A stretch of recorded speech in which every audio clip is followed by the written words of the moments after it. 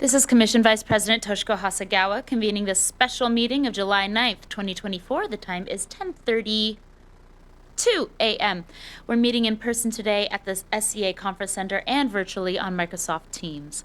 Present with me today are Commissioners Calkins, Cho, and Felleman, who are currently gathered in the executive session room and awaiting the opening of the public meeting. We will now recess into the executive session to discuss two items related to litigation, potential litigation, or legal risk per RCW 42.30.1101I for approximately 60 minutes. We'll reconvene into public session at 12 noon. Thank you. And Commissioner Hasagawa, I just have a note from Commissioner Felleman that he's running a few minutes late to join you virtually for executive session. Noted. Thank you. Thank you. We are in recess.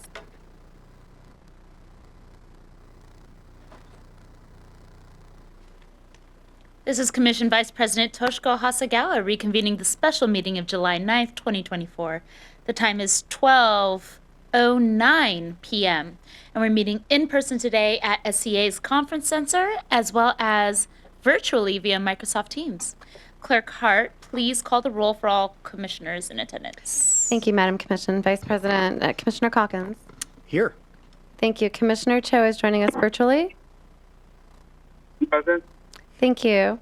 I understand Commissioner Felleman is close to the room. And Commissioner Hasagawa. Thank you. Commissioner Hasagawa. Oh, present. Thank you. We do have a quorum established. Thank you. A few housekeeping items before we begin. For everyone in the meeting room, please turn your cell phones to silent. For anyone participating in Microsoft Teams, mute your speakers when you're not actively speaking or presenting, and please keep your cameras off unless you're a member of the commission or the executive director participating virtually, or if you're a member of staff in a presentation and are actively addressing the commission. Members of the public addressing the commission during public comment may turn on their cameras when their name is called to speak and should turn them back off again at the conclusion of their remarks. For anyone at the dais, please turn the speakers off of your computers, all your devices, and please also remember to address your requests to be recognized through the chair and wait to speak until you've been recognized. You'll turn your microphones on and off on your own as needed. All of the items noted here will ensure a smoother meeting. Thank you so very much for your compliance. All votes today will be taken by the roll call method, so it is clear for anyone participating virtually how votes are cast. Commissioners will say aye or nay when their name is called. I'd like to acknowledge that we are meeting on the ancestral lands and the waters of the Coast Salish people with whom we share a commitment to stewarding our natural resources for our future generations. All people in the room should be advised that this meeting is being digitally recorded and may be viewed or heard at any time on the Port's website and may be rebroadcasted by King County Television. Now, if you'd please stand or join us for the Pledge of Allegiance. I pledge allegiance to the flag of the United States of America and to the republic for which it stands, one nation, under God, indivisible, with liberty and justice for all. You may be seated. Thank you. Now, the first item of business today is approval of our agenda. As a reminder, if a commissioner wishes to make a general comment for or against an item on the consent agenda, it's not necessary to pull the item from consent. Rather, a commissioner may offer general supporting or opposing comments later on in the meeting once we get to that part of the agenda. However, it is appropriate at this time if a commissioner wants to ask questions of staff or wishes to have a dialogue on a consent agenda item to request that the item be pulled for a separate discussion. With that said, commissioners, are there any items to be pulled from the consent agenda or any motions to rearrange the orders of the day? Going once, going twice. Seeing none, commissioners, the question is now on the approval of the agenda. Is there a motion to approve as presented? So moved. May I have a second?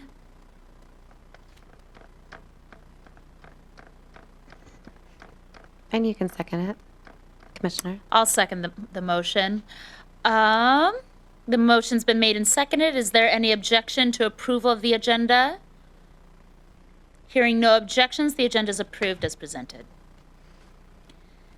Now, commissioners and members of the audience joining us here in these chambers, we do have a very special proclamation to begin our meeting. Clerk Hart, please read the title into the record, and Executive Director Metric will introduce the proclamation, and Commission Strategic Advisor Francis Cho will read it into the record. Welcome, Francis. Thank you, Madam Commission President. This is Agenda Item 4A, a proclamation celebrating the 75th anniversary of Seattle-Tacoma International Airport. Commissioners, over 75 years ago, the Port of Seattle took on the challenge of developing and managing a new regional airport.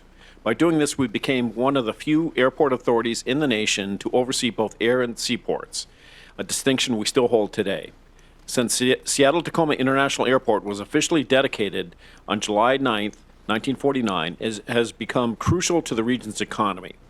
As we've come a long way since then, and the original building cost $3.2 million and was designed for 900 passengers per hour. As the region has grown, so has the airport. Today, SEA, led by Managing Aviation Director Lance Little, is one of the busiest airports in the nation. Thank you. Good afternoon, Commission Vice President Hasegawa, Commissioners, and Executive Director Metric. My name is Francis Cho, Strategic Advisor for the Commission Office. It's my honor to introduce a special order, a proclamation celebrating the 75th anniversary of Seattle-Tacoma International Airport. Whereas Seattle-Tacoma International Airport, SEA Airport, was officially dedicated on July 9th, 1949, and whereas the Port of Seattle stepped forward in the 1940s to create the vision for SEA in support of the federal civilian aviation authority's goal to create a regional airport, and whereas Port Commission President Horace Chapman stated that building the airport is our duty, and if we can do it, we will. And whereas the current site of the airport was chosen to be between Seattle and Tacoma as an advantage for passengers and transportation infrastructure across the region, and whereas the official dedication of the passenger terminal buildings and naming of the airport drew more than 30,000 people, and whereas in its first year of operation, the airport drew more than 500,000 passengers, that number has grown to more than 50 million passengers in 2023, and whereas, since its dedication, the airport has grown to serve the people of the Pacific Northwest with access to hundreds of domestic and global destinations and produces $20 billion in economic activity annually, and whereas the airport supports approximately 25,000 jobs across all of its airline and tenant partners, and whereas the airport is a gateway for many Washingtonians to explore the world for both business and personal travel and serves millions of passengers annually. Now, therefore, the Port of Seattle Commission hereby commemorates July 9th as Seattle-Tacoma International Airport Day on the airport's 75th anniversary, proclaimed by the Port of Seattle Commission this 9th day of July 2024. Thank you very much, Strategic Advisor Cho. Now, before we open the floor for comments, is there a motion and a second to approve the proclamation? So moved. So moved. Oh, The motion has been second. made by Commissioner Cho and seconded by Commissioner Fellman. So is there anybody who'd like to make comments? Commissioner Calkins. Sure. Just a quick note to say happy birthday to this institution and to everybody who has made it a thriving place. On its 75th birthday, it is one of the top airports in North America, and with aspirations for even greater things, thanks in large part to the amazing team we have on the aviation side of our port workforce. And so I just feel gratitude that I get to be here at this moment with this place in such an extraordinary, the shape that it's in, the demand that we have. We're really lucky to be here in this moment. Thank you, Commissioner Calkins. Commissioner Fellman. Thank you. You can be a commissioner at any 4-year unit of time, and this particular unit of time, the 75th anniversary, the transformation of the waterfront, the expansion of all of our environmental climate-related things. It's an extraordinary period of time and one that's really very exciting to be part of. I think Oris Dunham, one of our first airport directors, had a great article on him in the paper, and he referred to airports as, I think it was construction sites that happen to land airplanes. And I think I think this is true for Sea-Tac, but one of the great challenges for us over many other airports is that we have to, build the plane while flying it. And I wanted to make a great expression of appreciation for the folks, the design, the construction, all that stuff that has made this functional while we do this major expansion work. I think our nickname should be like Pardon Our Dust, but in the meantime, we are doing our best to accommodate 50 million people. So thank you for all. Thank you, Commissioner. Commissioner Cho? Thank you, Commissioner Hasegawa. I just want to express my gratitude to our team here at SBA. We really are a world-class airport, having been to so many around the world, and it's a testament to the tremendous work that Lance Little and everyone on the aviation team does to make that happen. It's no coincidence that we were recently upgraded from a 3 to 4-star airport, that we won Best Airport North America 2 years in a row. Many people know my story. My parents immigrated to this country through the Port of Seattle and Seattle-Tacoma International Airport. And it gives me great joy to know that so many others continue to come through our country. The work that we do goes beyond just immigration, but also the work that we've done in the last 3 years for refugees from wherever, Ukraine or Afghanistan, really makes this place special. And it's all a credit to the tremendous work that our aviation team does. People don't realize how difficult it is to run an airport, especially an airport that does 50 million passengers within a constrained space like ours.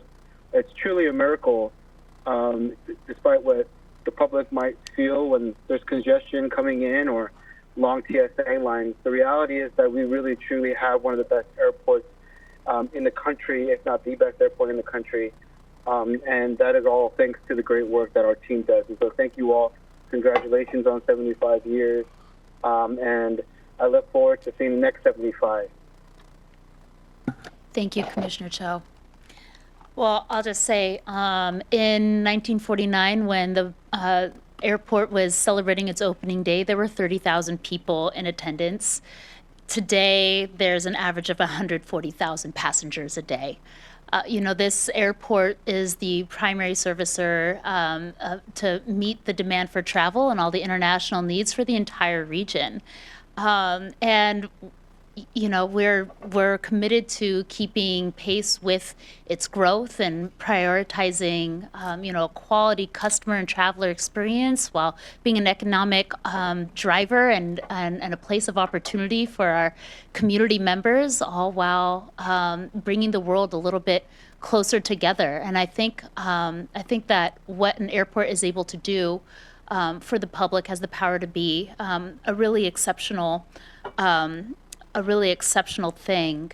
I'm proud of this airport because it's only as functional as the workers that comprise it. And so, congratulations to everyone for being today a 4-star airport, for being one of the best airports in America, recognized nationally 3 years in a row.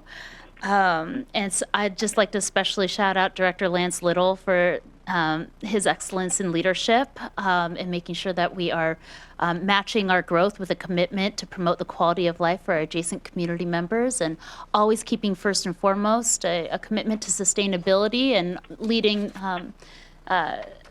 in what it can look like to embrace a new paradigm that is embracing new fuels and new ways of operating and engaging with community members. So I just want to say congratulations to everyone. 75 years is a tremendous milestone, and I'm proud to be here and a part of it as well. So with that, hearing no further comments for this item, Clerk Hart, please call the roll for the vote. And commissioners, say aye or nay when your name is called. Thank you. Beginning with Commissioner Calkins. Aye. Thank you. Commissioner Cho.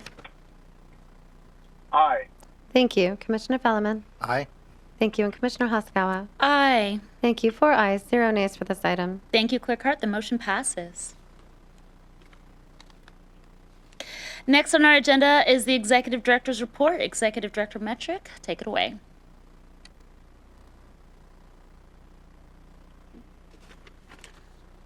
Commissioners, good afternoon. I hope everyone was able to enjoy the 4th of July holiday. I want to extend a particular thanks to our port employees who work to maintain safe and efficient operations during the holiday and also this week with the elevated temperatures. It's hot out here, but it's even hotter on the ramp and throughout the port, actually. So this is our first meeting of July and the start of the third quarter. Here at the port, we're deep into the busy summer travel season. Our cruise season is going very well, and Seattle-Tacoma International Airport is right on the cusp of a record-breaking year. Speaking of the airport history, as we were just discussing, today we recognize our 75th anniversary. Later in the meeting, you'll also hear, well, we've already heard it already. Actually, this is written, our proclamation. Thank you for that proclamation. Our external relations team, the aviation division partners in dining and retail and customer service and brand experience have gone all out to include residents, passengers, and employees in the celebrations of our 75th anniversary. I'm looking forward to attending celebrations taking place this week, including a documentary screening and panel discussion this Saturday at the Museum of Flight. History buffs will appreciate an airport history timeline, period photos, and other stories of the past on our website as well. As we were discussing, a great deal has changed since 1949, but nothing more than the way air travel is part of our everyday business and personal lives and impacts so many lives here in the region. And just last weekend, during the 4th of July holiday period, we had more than 580,000 passengers, as Commissioner Hasegawa said, come through screening, and that's a 6.6% increase over 2019. And July also marks the peak of our planning season for the 2025 budget. And I want to thank commissioners for your participation in the informative budget retreat 2 weeks ago and for all your questions, insights, and feedback on our financials and our budget considerations for 2025. We are hard at work addressing some of the items you raised and will report back when we have updates for you. A big thanks to the port and commission staff for making the retreat successful and all the ongoing work responding to your inquiries and questions. I want to provide an update on 2 projects I know that commissioners are interested in that are just right hot off the press. First, we just received word yesterday that the transformer that will provide shore power to cruise ships at Pier 66 arrived in Seattle Monday afternoon, at Terminal 5, as a matter of fact. This is a major milestone for moving this key project forward, and as you know, it actually missed the sailing a few months ago, so this is important to get the transformer on board. We look forward to keeping you updated as we complete and move forward on this project with this important piece of equipment. Second, I wanted to provide an update on engagement regarding the port's new sound insulation repair pilot program. As you know, we've been sending surveys to members of the community as part of this pilot program. We are pleased to have received so far 800 responses, approximately a 25% response rate. So we'll continue to accept responses through August 9th, so we encourage residents who live near the airport to return the postcard survey if they received it. Per our plan for the pilot program, following the survey, we will conduct acoustic testing in representative homes to understand if there's a change in noise reduction performance of those homes. We will compile the data into a report for you in January 2025. Moving to today's commission meeting, I'd like to highlight a few items. I'd like to highlight item 8F on the consent agenda. This project is to replace the airport train system's automated train control system, which is 24 years old, ensuring operational efficiency which will ensure the operational efficiency for the next 10 years. If you think about it, so this train system has been for 1/3 of the existence of the airport, this system has been in place. Although the project itself has a total estimated cost of roughly $78 million, this action itself costs $0 and specifically only provides authorization for project change orders, amendments, and work authorizations. This project is also specifically for the control system, which is an integrated set of computerized hardware, software, and networks that safely operate the automatic movements of the train system. A functioning automatic train control system is necessary for the continued operation of our critical train system between our terminals. Commission has already approved funding for this project on July 27th, 2021. At our next meeting, you'll hear a request about the replacement of a larger automated people mover system, the system itself.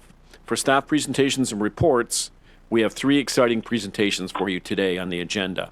First, our Workforce Development Annual Report, followed by update for our SEA Childcare Services Evaluation Project, and closing with our 2023 Apprenticeship and Priority Hire Annual Report. Finally, before I turn it back to you for the remainder of the meeting, I'd like to take a privilege, and I'd like to invite our Managing Director of Economic Development, Dave McFadden, to come forward. Dave, if you could join us.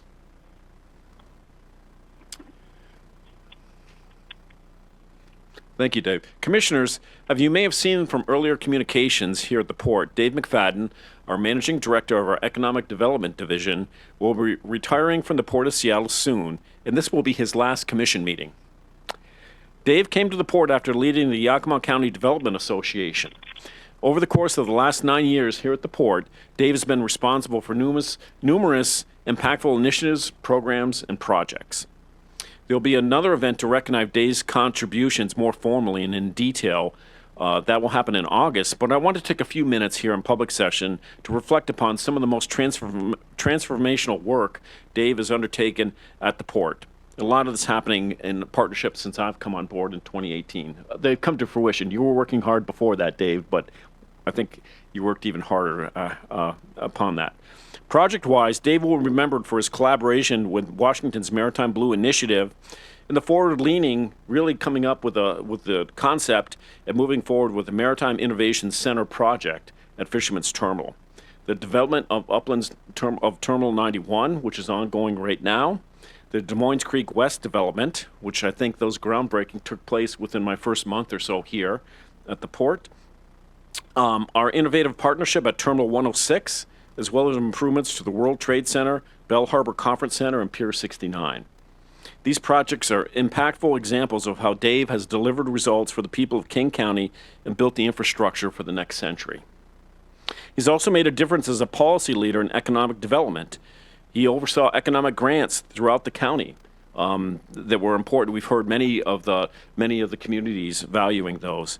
He's encouraged the Port to take on the initiative on several small business incubator programs. Most notably, we're the first to partner in what is now a highly successful Maritime Blue Accelerator program. The Port of Seattle has embraced similar opportunities to support women and minority-owned firms through accelerators in our unique Business Community Connector program in partnership with the Seattle Metropolitan Chamber of Commerce. Dave brings a partnership mindset to his leadership in tourism as well. And it's been a challenging area to work in during the pandemic, but afterwards he's worked to really restore tourism and working with the statewide level on that, as well as our local efforts. Dave helped the Port in Washington State establish a leadership role in responsible tourism programs and working with Commissioner Fellman on those. Dave and his team took the Port's diversity and contracting program to a new level in terms of internal and external outreach, measurement, and as a result exceeded our 5-year goal of tripling the number of WIMBY businesses working with the Port annually in the value of contracts with WIMBY-owned businesses. During the pandemic, Dave worked tirelessly to ensure that our Port tenants emerged from the pandemic successfully and that the pandemic's economic effects were mitigated. Dave has been a great leader and has provided myself and many others here in the region and throughout the state, in fact, with valuable counsel on all aspects of economic development. He's a true professional in our work, and he's leaving very large shoes to fill as he moves forward. So I wish Dave, his wife Moni, and his daughters Hannah and Megan the best in the next chapter of their lives. And I think a lot of that's going to include a lot of bike riding as well in that too.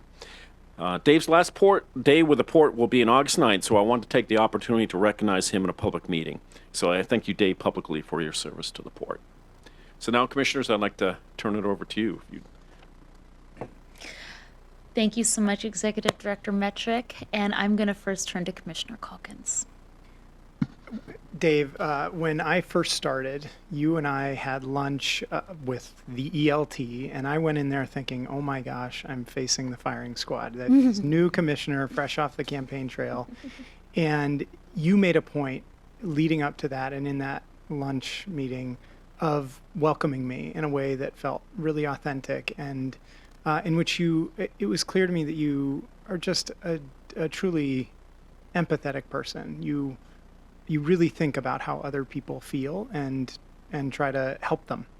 And so just on a personal level, that was really important to my onboarding here at at the port, and you've been a great listening ear and somebody who's willing to take our ideas, bad and good, and help us to craft them into better ones, regardless, and remind us when maybe it's a bad idea.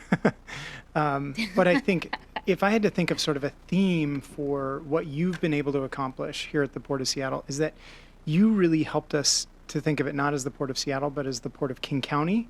And to borrow a phrase from one of our former colleagues, Commissioner Bowman, that the Port of Seattle is an asset of statewide significance and really regionally critical. And so when you drive around in your retirement, as you go around the 39 cities in this county, I know that you'll be able to point to some physical, tangible thing in that city that you helped to bring about, either through the economic development grants or through partnerships with the cities or through the tourism grants or through the small business incubators. You have done so much in under that remit of economic development that will redound not just immediately, but for decades to come because of the seeds you've planted. So truly grateful to have had this time working with you, and please don't be a stranger. Commissioner Felleman. Well, congratulations. Congratulations on completing your tenure. I had the pleasure of starting before you and ending after you, so I don't know if that makes me feel old or something, but I certainly look forward to completing a lot of projects we started together, whether it be the T91 Uplands bike path or CEM access or the Snoqualmie ecotourism project. All of those things are very important to me and appreciate the initiation. I always thought that the job of the economic development program, I thought that's like the definition of the port. Like everything fits under economic development. So I don't know how there's one person that can be in charge of economic development other than maybe the CEO. But anyway, I just hope you'll spend more time up in the San Juans. It's certainly a place to restore your soul. And congratulations. Thank you. Commissioner Cho. He may pop back in at the end of the meeting for comments. He let me know that he'd like to make some comments later on. Well, I guess what I'll say is that, you know, I didn't run for the port because I was interested in real estate. But it was such a huge piece of this portfolio, and you have always been there as a wonderful teacher, a wonderful advisor. When I came in with visions, ideas for what I wanted for the community members, it's usually not with a huge price tag, but there was nothing so nominal that it wasn't worth your time, your thought, your input, your guidance. I think about Mary's Place. I think about the hub. And how much you would always just pour the best of you into what mattered to me the most. And the way my colleagues put it is, you have your humanity front and center. And I feel like that humanity always recognized me and what I tried to bring to this office as a commissioner. I'm really grateful to you, Dave, because economic development is at the core of the mission of the Port of Seattle and the power that it has on a macro scale, but in the smallest micro scale in the everyday lives of people. And if that's the heart of our mission, then your operation was the heart of our operation. I am so grateful to you, and you deserve all the goodness that's coming in this next phase. You know, please, never ever forget us, because it will be impossible for us to forget you, not just for the physical impact you've had on the landscape of our region and the port, but the impact that you've had on us, I think, as a team internally. It just goes on and it reverberates. A drop in the pond ripples to the outer edges. And we'll continue to feel the impacts from everything that you've launched programmatically, culturally, socially, all of it. And thank you, thank you, thank you, thank you. Would you like to say a couple words?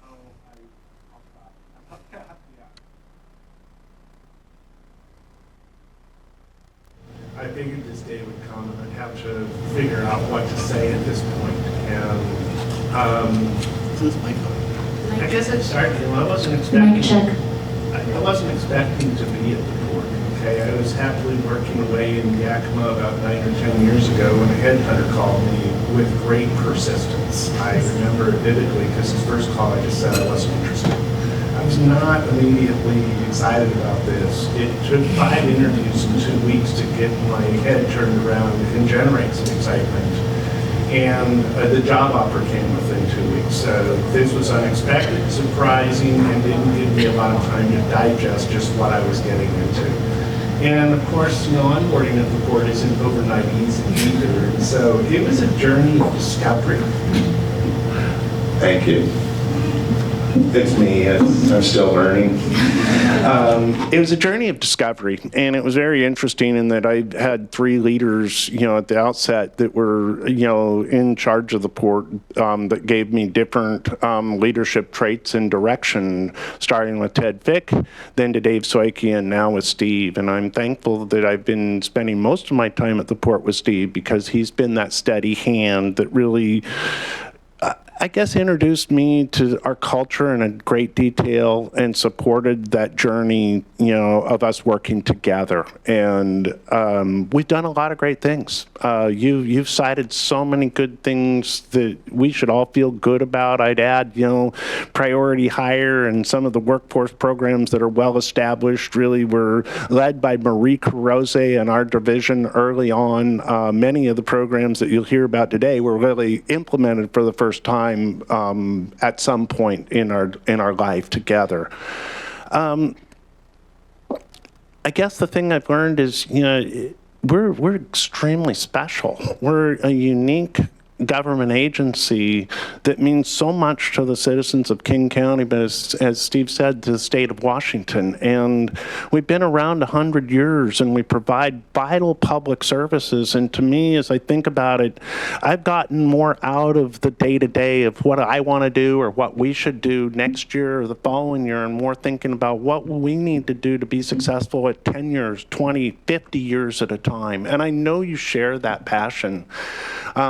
What I found interesting is I didn't go to your retreat, but I found myself looking at the deck right before I came up here, because I think Elizabeth Morrison's, just philosophy and guidance is really true. We have to protect our future, even if it costs us some of the things we want today. That is our job. I've been here 9 years, and in the life of the port, that's just a small instance of time. You may be here for 4, 8 years. That is a small slice of time, and I think our job fundamentally is to protect this institution and the good things it can do, basic things. You see a lot of very special things I've done, but what I've learned over time is those are great, but we have to take care of the basics too. And I think that's fundamentally our mission. I've enjoyed so much, working here. Economic development's a team sport, and it's been absolutely fantastic to see a whole network of people beyond the port join forces with us, work together in the name of economic development, workforce development, equitable development. It's been fantastic, and it goes inside, because I've met some of the best people of my life here at the port, and I'll never forget you, okay? And we have worked together, and it's been hard at times. It's not always a bed of roses. Sometimes really the friends that you really make for life are through the challenges you overcome together and the hard decisions you've made. That's what I take forward. That's what I remember. I'm gonna have a great time. I don't think you should worry about me, and I will stay in touch. Thank you so much.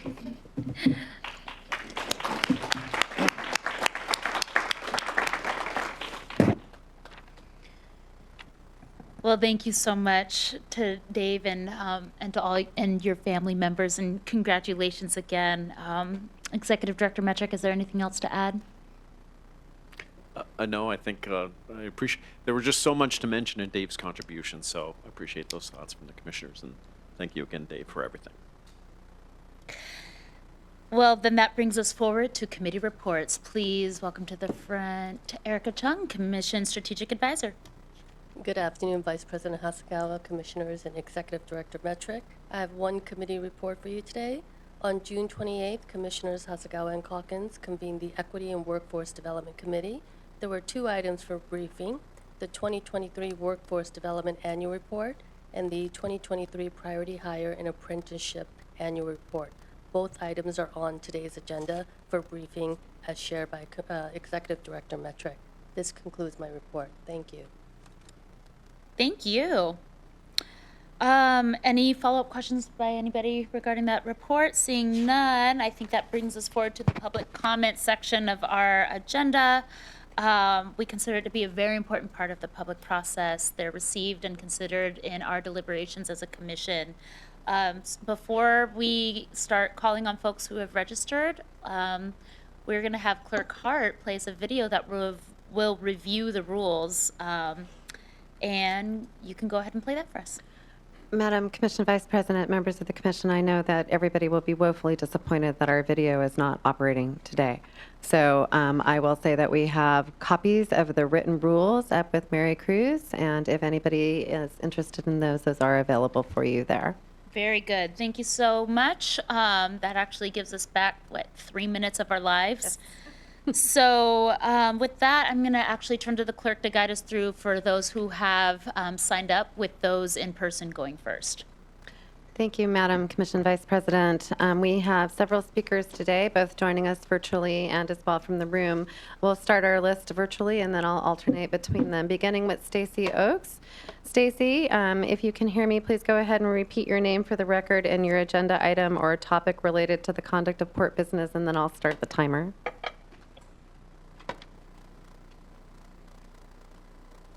Hi, good afternoon. My name is Stacy Oakes, and I'll be discussing cruise today. Thank you, Stacy. Yes, so I'm also a member of Seattle Cruise Control, and what I'd like to focus on today is to talk about the recent 10-year berthing agreement with Carnival Cruise Lines. There was lots of talk about how this agreement is exciting because of all the things Carnival promises to strive for. But should we really be applauding and singing praises when a polluting and exploitative corporation like Carnival promises to strive for causing less harm? Do we consider their past behavior of violating environmental protections and laws, even while already on probation? Or do we lavish them with praise anyway because we need to say that we're making progress? How do we measure and enforce what a for-profit entity is going to strive to do? It feels to me like more greenwashing, false promises, and excuses to continue business as usual. So while Carnival and the Port of Seattle strive to profit off cruise pollution and exploitation for another decade, I will strive to survive the oppressive 95-degree heat inside my home this week. Farm workers in eastern Washington will strive to survive grueling underpaid work in triple-digit temperatures. Our endangered orcas will strive to survive another decade of Seattle's cruise ships annually dumping 4 billion gallons of toxic waste in their homes, and another year of their babies not surviving for long. Youth today will strive to push off the clouds of depression darkening their horizon as they watch adults continue to wreck the planet while pretending everything will somehow be fine. Striving for a purpose as they mourn the chance to one day be parents, having already decided that things are so bleak they cannot in good conscience bring children into this world. And each night I will strive not to let the river of tears I cry for my granddaughter, nieces, and nephews grow so vast they wash away the streets and cars like the recent flash floods in New Mexico. Thank you.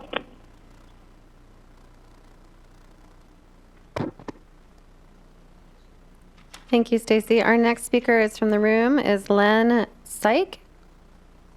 Len, I hope I pronounced that correctly. You did well. Great, thank you. Here? Yes, please. And please go ahead and repeat your name for the record in your own voice and your agenda item or topic related to the conduct of port business, please. Thank you. My name is Len Syke, and with me today is David Goodsell. We are development managers for Panattoni Development on the Des Moines Creek West project. Panattoni is very appreciative to have been selected in the RFP process for the development of this property. It's yet another chapter in the litany of projects we've developed in the Des Moines Creek Business Park with a number of different warehouse buildings, and one that we're particularly proud of, the regional headquarters for the FAA and that office building. Our objective today was to do one simple thing, let you know that there are faces behind the names. We are committed to this project. We are the primary leaders of the company responsible for it, and we're very excited to get closer and closer to the various entitlement and permitting process that will allow us to begin construction. And we think that we're in the home stretch for that, and we've made some very good progress with the City of Des Moines in achieving that. So that's all we wanted to say, and just let you know that it's an important enough project for us that we wanted to be personally here so that you could see who we are and what we do and how committed we are to accomplishing more great things in partnership with the port and the Des Moines Creek Business Park. Thank you. Thank you. Thank you, gentlemen. Our next speaker joining us virtually is Cheryl Borg. Cheryl, please go ahead and restate your name for the record and your topic related to the conduct of port business or your agenda item, please. Okay, my name is Cheryl Borg, and I'm commenting on the proposal for the final purchase of the property, I believe item 8D. Thank you. Please go ahead. I just wanted to keep it simple. I just hadn't heard much about this before and wanted to really maybe put a halt on it and not move forward with the request that you don't move forward with the proposal, but you know, don't approve the purchase of it and instead stop and renegotiate something that's a little more environmentally responsible. Rather than more buildings and stuff, it almost seems like it would be better to do something, you know, to keep the green space there for airport traffic noise and, you know, the environment and the animals and stuff like that. But just really wanted to, you know, request that you reach out to the community and involve them in the process of what the plans are for that. We know it was sold off, you know, or negotiated quite some time ago, years ago or whatever, but many of us are just hearing about it for the first time. So we would really like to stop the purchase right now and revisit it. Thank you. Thank you, Cheryl. I appreciate your comments today. The next speaker from the room is Leanne Sibelbia.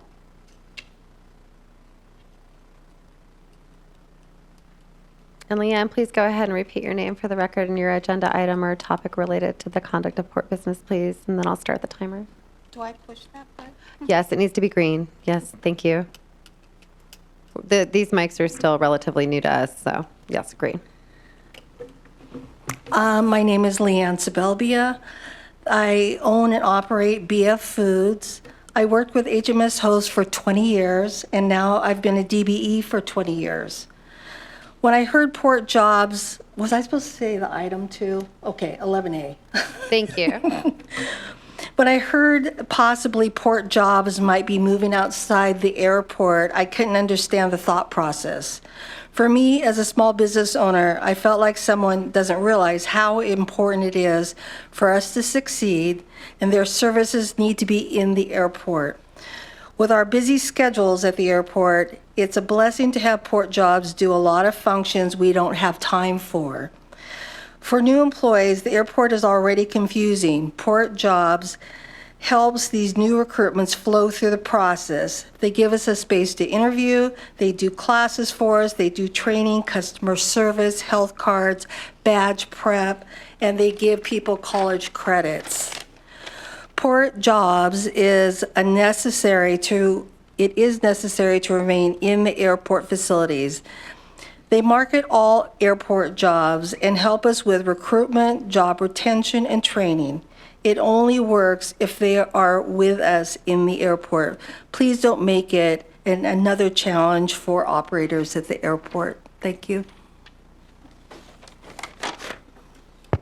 Should I turn it off? Thank you, Leanne. Please leave it on. Thank you so much. Our next speaker joining us virtually is Jenny Russo. Jenny, if you can please repeat your name for the record and your agenda item or topic related to the conduct of port business, please. Hi, my name is Jenny Russo. Excuse the background noise. My fans are going. I am here to speak on the behalf of item 8D, the Des Moines Creek Business Trail Park. And I am asking that you guys do not approve this item. As somebody stated earlier, our community has not heard about this. I just got a letter in the mail about this yesterday. Our community is now teaming together to try to get this stopped, as the wildlife and the wetlands, as well as a family of owls that I see continually in that area, are in a lot of danger. I also understand that industrial businesses are supposedly needed, but in a natural habitat, can we find somewhere different? I'm just asking that we can be a little bit more environmentally cautious and understanding that there are so many wildlife that is out there, and all the wetlands that they're talking about filling in and demolishing, that's what makes Des Moines clean and keep the airplane pollution down, is all those wetlands. And it's right up above the flight path that is above my house. The wetlands are across the street from me, and it helps keep the pollution down.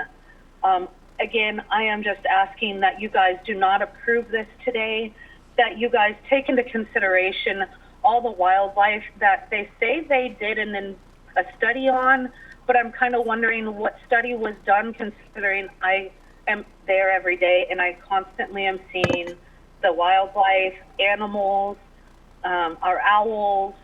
Again, just so much wildlife out there. Is it possible to move it somewhere else? Somewhere that we would not endanger all that wildlife and wetlands. Thank you for listening. Thank you. Our next speaker from the room is Dan Bent. And Dan, if you could please repeat your name for the record and your agenda item or topic related to the conduct of port business, please. Okay. Thank you. My name is Dan Bent. I'm part of the High Connects and BF Foods Concessions Group, and the topic's 11A. I started my career here at this airport in 1980 as a chef apprentice with Host International at the time. Anyway, to start that, the reason I started that is because I moved my way up through the ranks with HMS Host, and I was able to travel across the country in various airports and open up concessions. Every airport I went to, I always asked, is there a airport jobs, airport university? And I have to tell you, it's pretty unique. Seattle is one of the only locations that I know that have that. So I just thought that you guys should be aware and know that it's a unique staple as a part of Seattle. I actually had the opportunity to teach a couple of leadership classes there. A lot of the groups from TSA, a lot of concessions managers came and did a part of that. And the reason I'm saying this is part of it is if we move this university or the jobs outside of the airport, it would be difficult for any of these people to be a part of it. And I don't know who would go to those locations after work. Probably everybody wants to go home. It makes it convenient for it to be here, to do the job here, a part of the airport. As you guys said, it's been a part of the airport for 25, 30 years. I mean, that's a longevity for that program. So I just hope you would give it some consideration as to the location, and I think its ideal location would be here at the airport. Thank you guys for listening. Thank you. And our next speaker joining us virtually is Joe Kunstler. Joe, if you could please go ahead and repeat your name for the record and your agenda item or topic related to the conduct of port business, and then I'll start the timer. Thank you, Joe Kunstler here. I just want to wish the Seattle Airport a happy birthday and just a few thoughts on the meeting to be of time. But Joe, I'm sorry to interrupt you, Joe. You're breaking up a little bit. You might have better luck if you turn off your camera. I don't know how that helps, but hear me now? I think it's a little bit better. Oh, you can. Well, let's turn the full microphone all the way up. Can you hear me now? Okay, can you hear me now? You're still kind of breaking up a little bit, Joe, but I would say just go ahead. All right, yeah, I'll put the microphone up against me. I don't know what's going on with the mic. I know there were some audio problems earlier today. When we were setting up the meeting on your end, respectfully, and I don't mean that negatively, but the Port Commission may want to do a full test of your audio systems. With that, I just want to call in and wish Seattle International Airport a happy birthday. I hope to see some Port Commissioners at the Saturday event. It would be nice if some of you commissioners made the time to come out because I'll be covering the event and for simplifying, and just want to thank you for your public service. We'll talk more later. Thank you. Thank you, Joe. Our next speaker joining us from the room is Barbara McMichael. Hi, Barbara. If you could please go ahead and repeat your name for the record and your agenda item, please. Yes, good afternoon, everybody. I'm Barbara McMichael with Defenders of Highland Forest. I live in Des Moines, and I'll be talking about asking about removal from the consent agenda for item 8D, purchase of unidentified adjacent parcel from the city of Des Moines. So I just want to, speaking of a litany of things, I have my own litany. 4 o'clock this morning, 4:15, 4:37, 4:41, 4:43, 4:49, 4:55, 4:58, 5:03, 5:04. You get the gist. These are the airplanes that were flying over my head at that hour. So my windows were open. My port package, obviously, was compromised because I had my windows open, just trying to get a little cool breeze. And so I've been awake that long. So, so I'm a little rattled, but I do want to talk about removing 8D from the consent agenda. A recent survey of Des Moines residents put green space and preservation of natural spaces at the top of the list, over public safety even. So I want you to be aware of that. That came out after the Des Moines City Council voted, I believe in error, to approve this selling back the land that we had been deeded. I was twice on the Des Moines Parks Advisory Board, and we had made plans to use that, the very land you're talking about buying again, to be this extension of a woodland extension between the Des Moines Creek Trail and the Miller Creek Trail. Director McFadden talked about the basics. Commissioner Calkins talked about a thriving place, and all of that's true. I've been fond of the airport in the past. I grew up in the community, but it is not a thriving place for airport-adjacent communities. We cannot get our sleep. Some of us have pretty dire health issues, and we've got kids growing up in this community who are facing this more. You know that we are the most environmentally impacted area in the entire state. You've all seen the map from the Department of Health as far as our health and environmental impact. So this is a climate justice. I'll make it really fast. I love to hear about you having lunch with the directors and stuff. I invite all of you to have lunch on my terrace underneath the approach to the second runway. Just have a reasonable conversation. Really feel what it's like for our situation before you make decisions that are going to compromise our tree canopy. Thank you. Thank you, Barbara. And our next speaker joining us remotely is Olivia Bronson. Olivia, please repeat your name for the record and your agenda item or topic related to the conduct of port business, please. Hi, my name is Olivia Bronson. I am commenting to remove 8D as in Delta from the consent agenda to Des Moines Creek Business Trail Park. Thank you. Please proceed. Okay. The public communication on this project, as Jenny mentioned, has been extremely poor. The decisions the port makes directly impact us. I am a local Des Moines artist, student, and chef at Marina Mercantile, and I'm a homeowner on Des Moines Creek Trail. My home is directly downstream from the proposed site. I'm also a member of the Washington Native Plant Society, a local state organization that promotes responsible stewardship and urban conservation in Washington state. The site in question for purchase and development is part of a wetland. I noticed during your land acknowledgement at the proceedings of this meeting, you say you are committed to responsible land stewardship. The proposal to fill in the wetland begs additional review and public input. We are a coastal community, and our wetlands provide not only opportunities to enjoy our local birds and wildlife, but vital water filtration, natural flood control, and they prevent stream and shoreline erosion downstream. The proposed construction will not only destroy amphibian nesting waterfowl and owl habitat, but further degrade this amazing and free natural resource that already naturally protects my home and our homes from flooding, erosion, and water contamination. I ask that you do not approve item 8D. Concerned Des Moines residents deserve a longer period of time for negotiating a more environmentally responsible proposal with the city of Des Moines. Thank you for your time.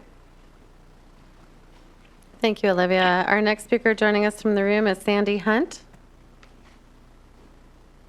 And Sandy, if you could please repeat your name for the record and your agenda item, topic related to the conduct of port business, please.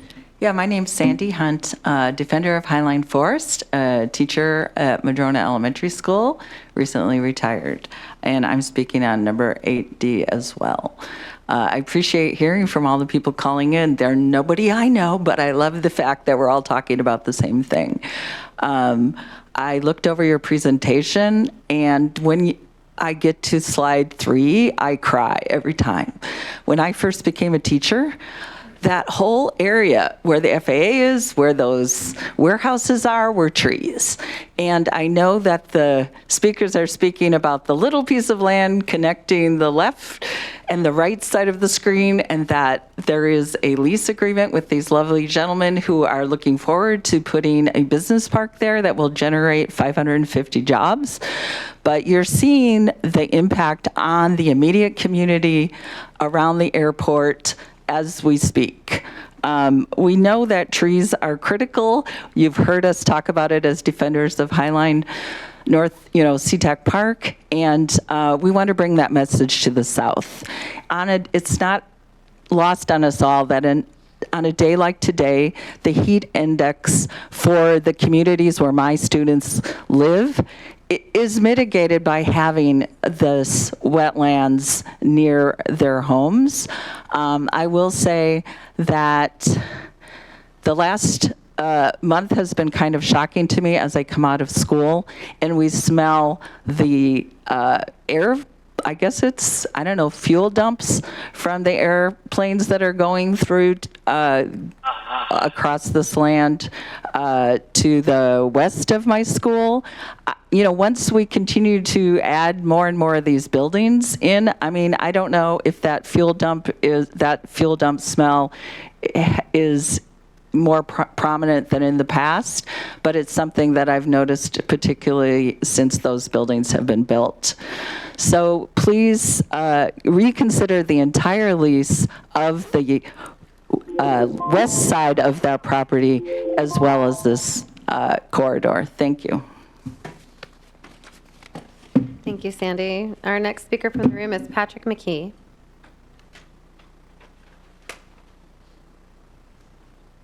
And Patrick, if you could please repeat your name for the record and your item. Thank you. Hi, my name's Pat McKee.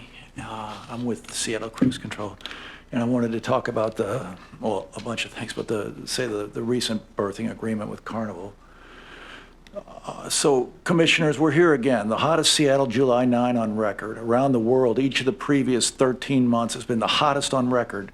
Daily intimations of catastrophe, like yesterday's report about the ongoing climate-related collapse of Washington's iconic cherry growing industry, fail to break through the anodyne normalcy of business as usual. The port needs a more comprehensive dashboard. Judging by the new 10-year berthing agreement with repeat environmental offender and corporate criminal Carnival Cruise, business as usual remains the order of the day at the aspiring greenest port in North America. What a tragic missed opportunity to actually, in the commissioner's words, change the game now when it matters to address cruise GHG reductions, a scrubber ban, expanded discharge-free zones, the overwhelm at small destination ports. It only gets harder and more expensive from here. Just last week, the Canadian Parliament passed anti-greenwashing legislation prohibiting deceptive claims that promote the environmental and ecological benefits of a business activity that are not based on adequate and proper substantiation. Enforcing this sort of policy at the port might get uncomfortable. Trumpeting the greenest cruise fleet while carbon emissions increase year over year is inherently such a claim. In May, the City of Edinburgh banned from city advertising spaces ads for cruise, airlines and airports, fossil fuel companies, and gasoline cars. They explained that the promotion of high carbon products is incompatible with net zero objectives and that reaching the city's climate targets requires a shift in society's perception of success. We can't change the game in any meaningful way until we acknowledge this. Port of Seattle, follow these leads. Get out of the cruise greenwashing business. No more international promotional expenditures. No more hosting CLIA conferences. No more web pages touting cruise accomplishments and sustainability. What message might that send to corporate cruise about the seriousness of your commitment regarding climate goals, to the tourism consuming public, or to staff negotiating future lease agreements? Thank you. Thanks. Thank you very much, Patrick. Our next speaker from the room is J.C. Harris.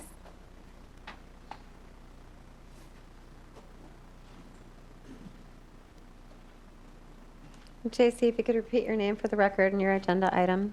Thank you.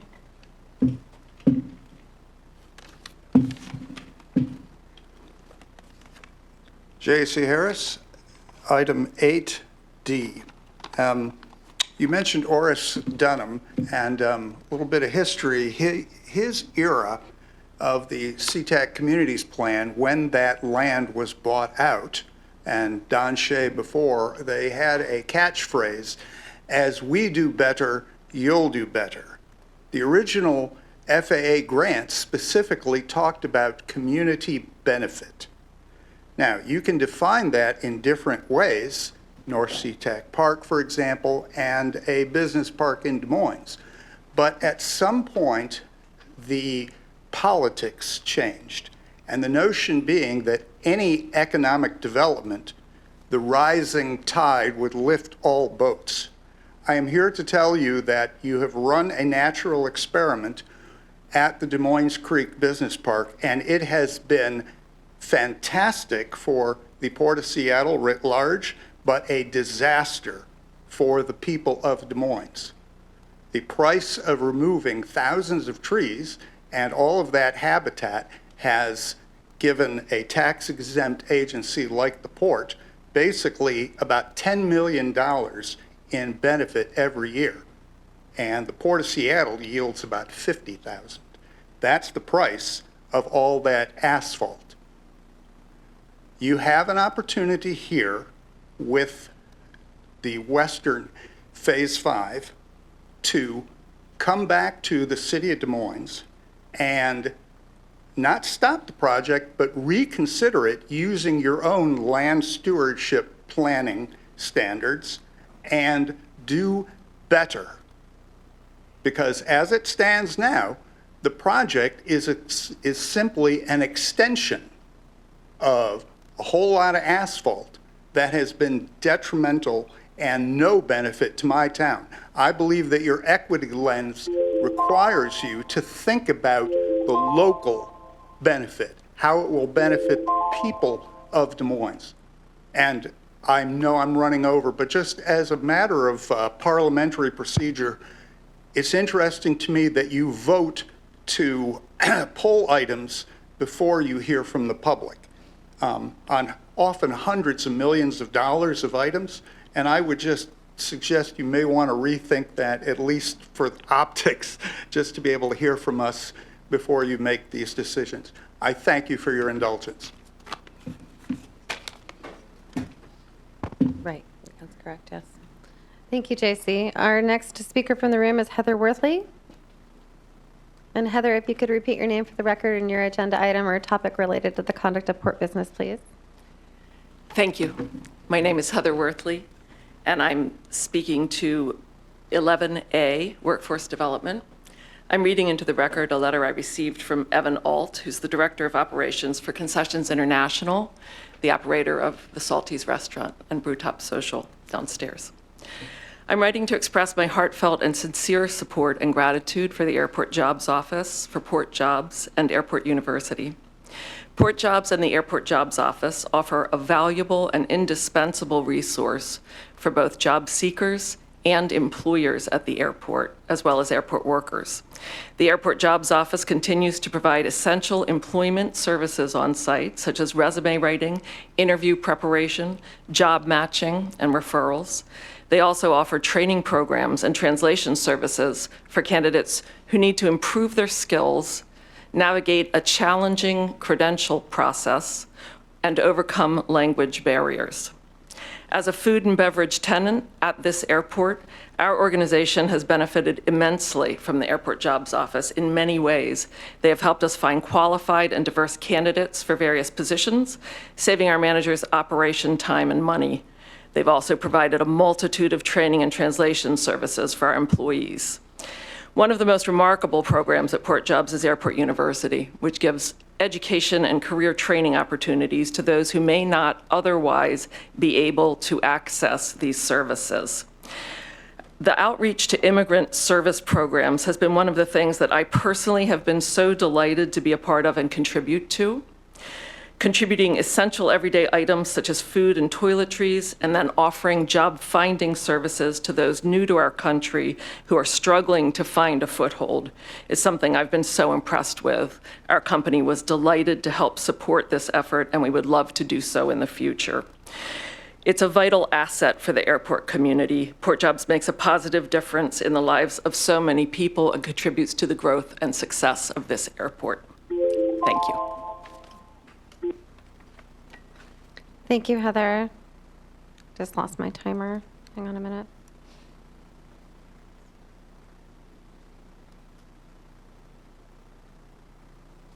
And our last speaker that we have from the room is Luis Navarro.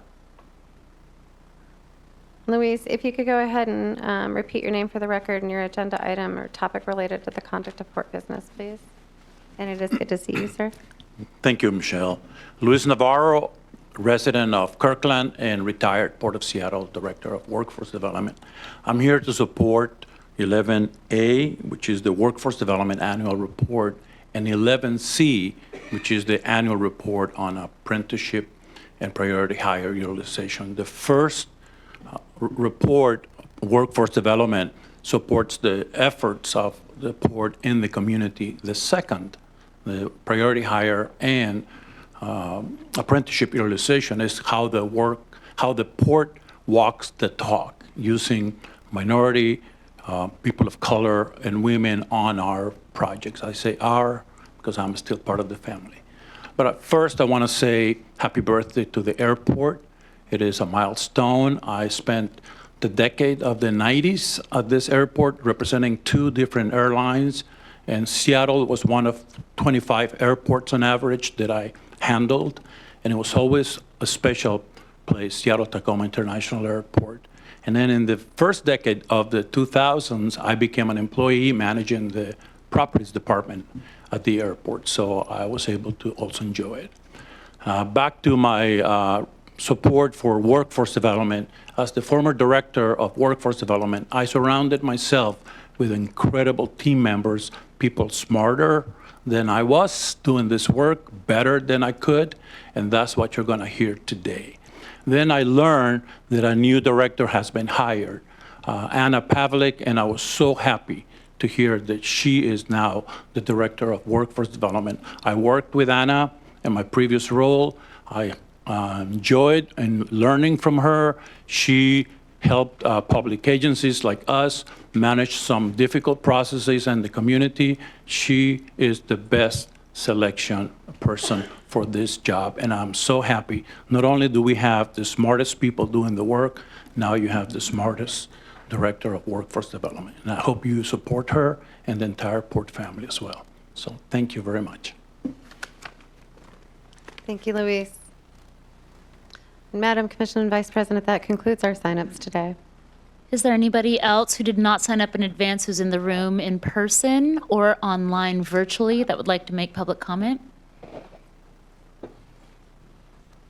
Okay. Well, seeing none, I'd like to thank everybody for coming in and taking their time to advise the commission today.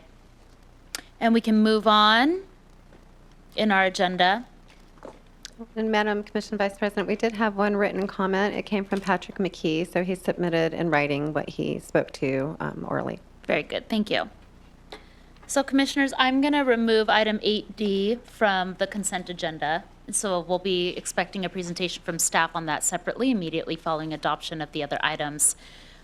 Commissioners, is there a motion to approve consent agenda items covering 8A, B, C, E, and F at this time? So moved. Second. The motion was made and seconded by Commissioners Calkins and Fellman. Commissioners, please say aye or nay when your name is called for approval. For approval of the consent agenda, beginning with Commissioner Calkins. Aye. Thank you. I don't believe we have Commissioner Cho. No, I do see he's back. Yes, Commissioner Cho for approval of the consent agenda minus item 8D. Aye. Thank you. Commissioner Fellman? Aye. Thank you. Commissioner Hasagawa? Aye. Thank you. 4 ayes, 0 nays for this item. And thank you. The motion passes. And at this time, we can move forward to item 8D for a presentation. And I can go ahead and read that into the record. Thank you. This is agenda item 8D, authorization for the executive director to take all necessary steps and execute all purchase and sale documents, including the ground lease amendment for the purchase of a 19,881 square foot underutilized and adjacent parcel from the city of Des Moines to enhance accessibility and the overall developability of the Des Moines Creek West project in the requested amount of $700,000. Commissioners, the Port's 2024 SEA Real Estate Strategic Plan supports the purchase of this parcel, which is strategically located to provide commercial cargo access to the Des Moines Creek West development. This project will preserve adjacent wetlands and significant green buffer zones, as well as relocates and makes improvements to a popular walking trail. So we have to present, we have Managing Director Dave McFadden of Economic Development and Kara Lease, Director of Real Estate Development and Planning. Kara. Thank you, Director Metric and Commissioners.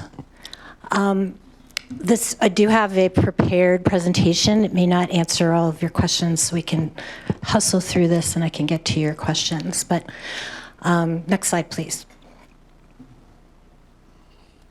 So these are the actions requested to execute a purchase and sale agreement with the City of Des Moines for a 20,000 square foot parcel to augment the existing Port's Des Moines Creek West development site and the funds of $700,000 to pay for that, and to execute an amendment to our existing ground lease, which was approved by this commission in July of 2022, with the Pantone representatives to reflect the added square feet and refined terms. Next slide.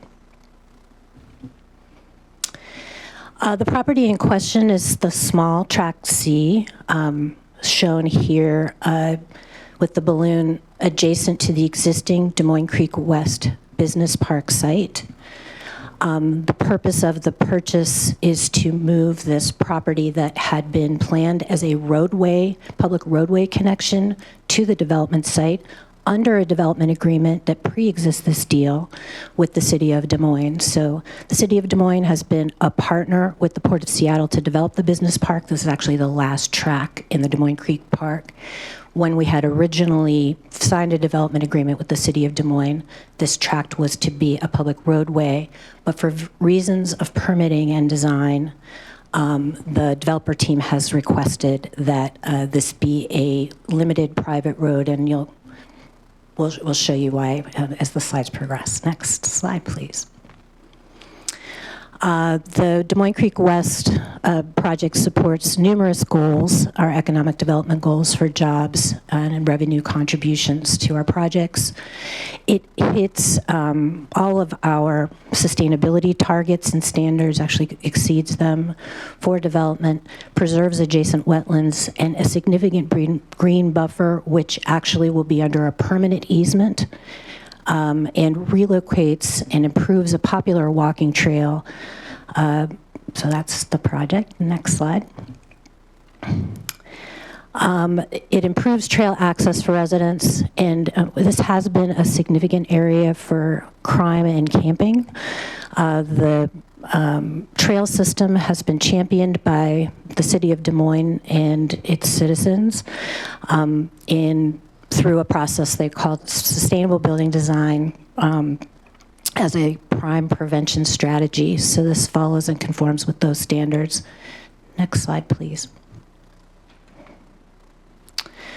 Just a little overview of Panattoni, who you were introduced to earlier in public comment period.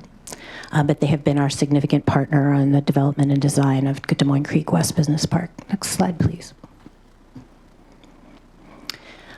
Track C is between 216th Street and 20th Avenue in Des Moines. That's currently owned by the city of Des Moines. This will provide safe and secure access from 20th Street into the new business industrial park. The intention is for the port to buy it from the city of Des Moines and then rent it under the common terms of the ground lease for Panattoni for additional cash flow into the project. Next slide, please. This just shows a little bit of the importance of the Track C to safe operations of the business park. What you see here is the the site design with all of the truck loading on the east there. So this will be significantly a private road that will serve entry into the truck loading. There is a public car access on 216, so it maintains both the public access, the safety of the trail access, and you can see the trail running south to north along that winding path through the forested tree access area, which is all under a buffer permanent easement, so those trees will never come down. And just for context, you may remember the last time we came to commission with this project was to purchase a remnant parcel from WashDOT of the 509 right-of-way that was surplused by WashDOT. That is significantly where this entry and trail system and buffer zone are. Our site is only roughly maybe a third of that would be devoted to the development. The most of it is buffer and trees permanently. Next slide, please. Just a little bit about the transaction. Property is owned by the city of Des Moines. It was appraised at $690,000. Des Moines has accepted this value. If Panattoni can't get through its SEPA determination, we don't have a continuing obligation to the purchase. And that, let's go to the next slide. This is just a financial overview. I think significantly all I want to talk about here is we have already extended ourselves to support the street improvements, to support this business park, the purchase of the WashDOT property to augment it. This small parcel would further augment it. That's just our financial complement to the work that Panattoni will be doing here. All right, next slide, please. Okay, so currently, the Panattoni team has been working with the city of Des Moines for its SEPA determination. And that is the point in which we are at for this development to occur. There have been a lot of work done on the city of Des Moines side to account for the wetlands, the buffer. That in this period, since we approved this lease, we negotiated this permanent easement on the forested part of the 509 parcel. We negotiated a better arrangement for the trail so that it was safer. So the Panattoni team is right now working with the city of Des Moines on its SEPA determination. They are in process on that right now. The property was posted just a week ago for the variance that is going to be required for the sale of the Track C from the city of Des Moines to the Port of Seattle. So that will come up in several weeks' time as an action on the City of Des Moines roster, along with their SEPA determination. This project significantly conforms to the stringent guidelines of the Des Moines Land Stewardship Program, which we have had a role in supporting.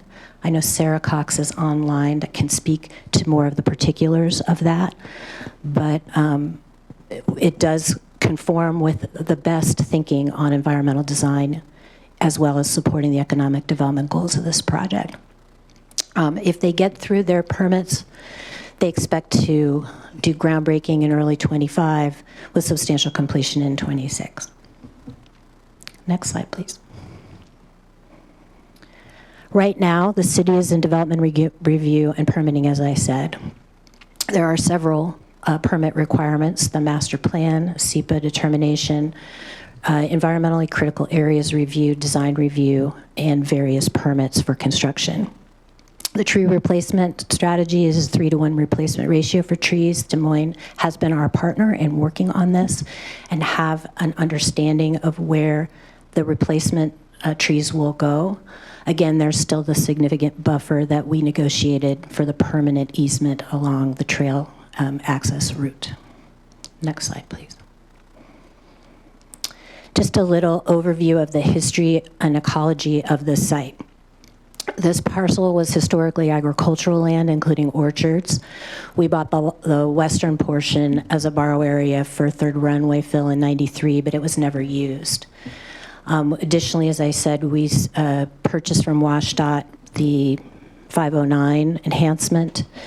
The majority of the site was housing after it was orchards. The majority of the ecology is red alder and other hardwoods, meaning that there has been significant development on the site in the past.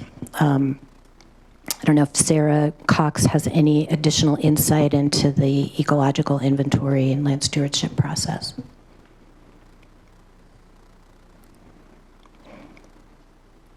Good afternoon, Commissioners. Sarah Cox, Director of Aviation, Environment, and Sustainability. Now, as Kira, I guess regarding this site, as Kira noted, most of it has been previously developed, and currently the ground cover is predominantly blackberry and ivy, and there are some slopes. And with respect to the wetlands and buffers, some of that, it will be protected in the easements as well, and the areas that may be impacted will be mitigated via the City of Des Moines permitting process.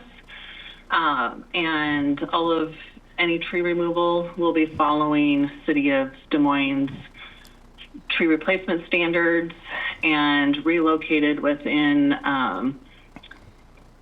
the city and per their adopted urban forest management plan, which highlighted, which areas that they're focusing on replanting. Thank you. Thanks, Sarah. Next slide. I think that's it. Yeah.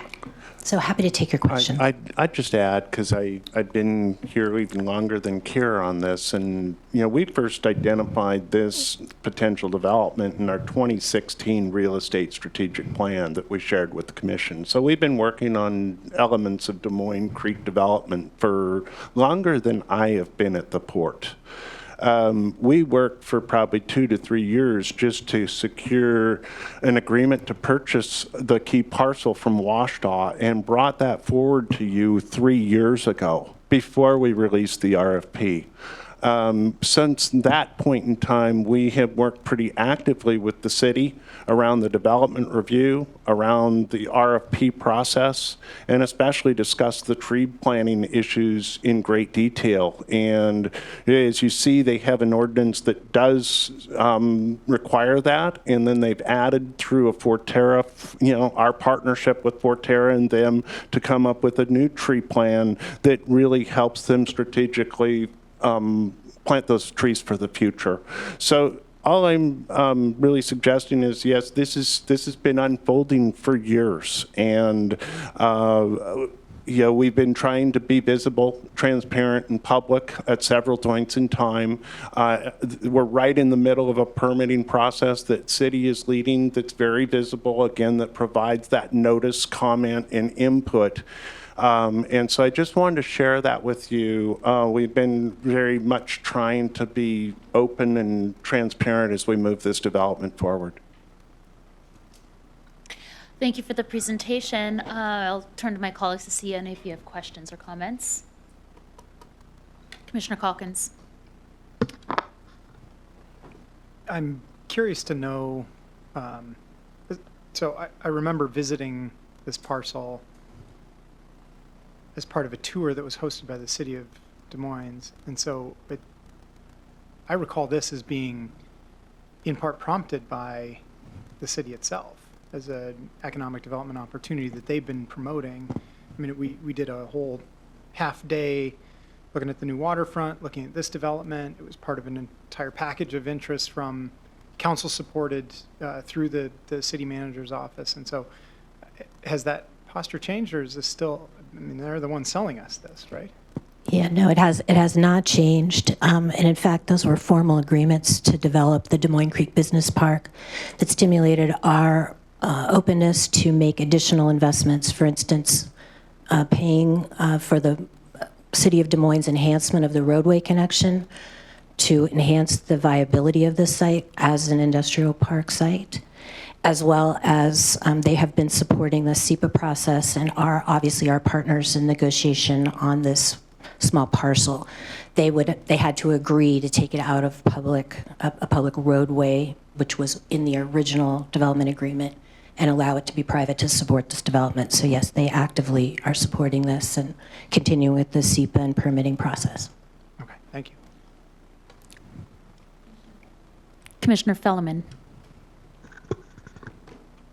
You know, like a lot of things, like the port puts a lot of thought into stuff, and this is obviously a lot of thoughtful things, but unless the public knows about it, it sort of, it just seems like, oh no, it's another development. And these considerations are very important. And it seems unfortunate that the major problem here seems procedural at this point, that the lack of notification seems to be the issue. Now, permitting is the city's problem. And so the city has an obligation to make sure that when they're doing permit review and all that, it is as public as it need be. And if they are the promoter of the project, all the more reason. I do always enjoy these archival photos, and the one on page 13 of the orthophoto from 1936, shows an early shot, which obviously looks like half farmland, half tree cover. But, and it would be kind of interesting to see the current state of the property next to it. And that, because, that's got considerable tree cover right now. And what you're saying here is it's got, mostly ivy and, other invasives, blackberries or whatever. So, I mean, just in terms of, for our own visibility, I might have taken that walk, but I don't remember. You were there, yeah. Yeah. So I remember seeing the broader, FAA development and all that. So I guess, this is on consent, so it's only one reading, and I guess it would be, I think, I don't know what they're doing a SEPA review that's going to be driven by the city. It is, yeah. And clearing permits, they've got. Exactly. And so I assume that it's just an EA that they're seeking. They're not doing a full EIS on this SEPA analysis. They're just doing the routine environmental change. environmental, and also it's in conformity to the development agreements and various other agreements, such as the critical wetlands. Part of the reason it's going to variance is mitigating some of those in a sensitive way. Some of those standards hadn't changed from when we did the original deal. So, yeah, there's quite a bit of process on the Des Moines side, including this variance that will go forward sometime in August. So, and so in addition to just like seeing the before and after, the current and the before, it would be really kind of valuable to see the after. That this is the proposed development, this is what it was, and this is what it currently is, as in a similar, scale, just to You can get. get a hint of that if you want to maybe go back to our slide deck and look at, I don't know what number it is because it's not in front of me, but it looks at the operational details of the roadway. Is that possible to pull that up? I mean, having the road access. Maybe the slide, next slide on this one. Is there another slide? Get a sense of that. The entire area between 20th Street and that truck court is a permanent forested buffer zone with a public trail, sensitively designed according to Des Moines guidelines, our own Forterra experience. That's what is the subject of this, among the subjects of the SEPA review, and it is in conformity with the sensitivities that we, community, have agreed to over the course of time here. And so no zoning changes have occurred? No, Variances? no. Everything is consistent with the development agreement from long ago. And again, they've enhanced some of the SEPA requirements and stewardship program, so this project inherits the most contemporary framework. So as far as the public is concerned, they can still participate in the SEPA process, they can still Absolutely. provide their input, and as far as we're concerned, this was a legitimate development that went through the process and Is going through the process. Until it's complete, the public still has their bites at the apple. Imprimatur. Yeah, that's why we backstop, if for whatever reason they can't attain their permits, we would abandon our approach to purchase this property because it wouldn't be necessary. Again, I just want to conclude, obviously, a lot of thought went into this. And I just wish the public understood the considerations that you made here. And I don't know that would allay all their concerns, but I think it should be clear that this is not just we just put a warehouse on a piece of property. Yeah, and maybe part of what's stimulating is that the property was posted very recently because of its SEPA process. So it could be that this has had a long history. Sometimes the projects that we work on in development are 5, 7, 8 years, and you can lose track of them easily. But it was publicly posted for its SEPA as we're working with Des Moines and the Panattoni team to get this through its permits. Commissioner Cho? No questions from me. Thank you so much. Thank you. When is the public comment period for the SEPA review? It's going on right now.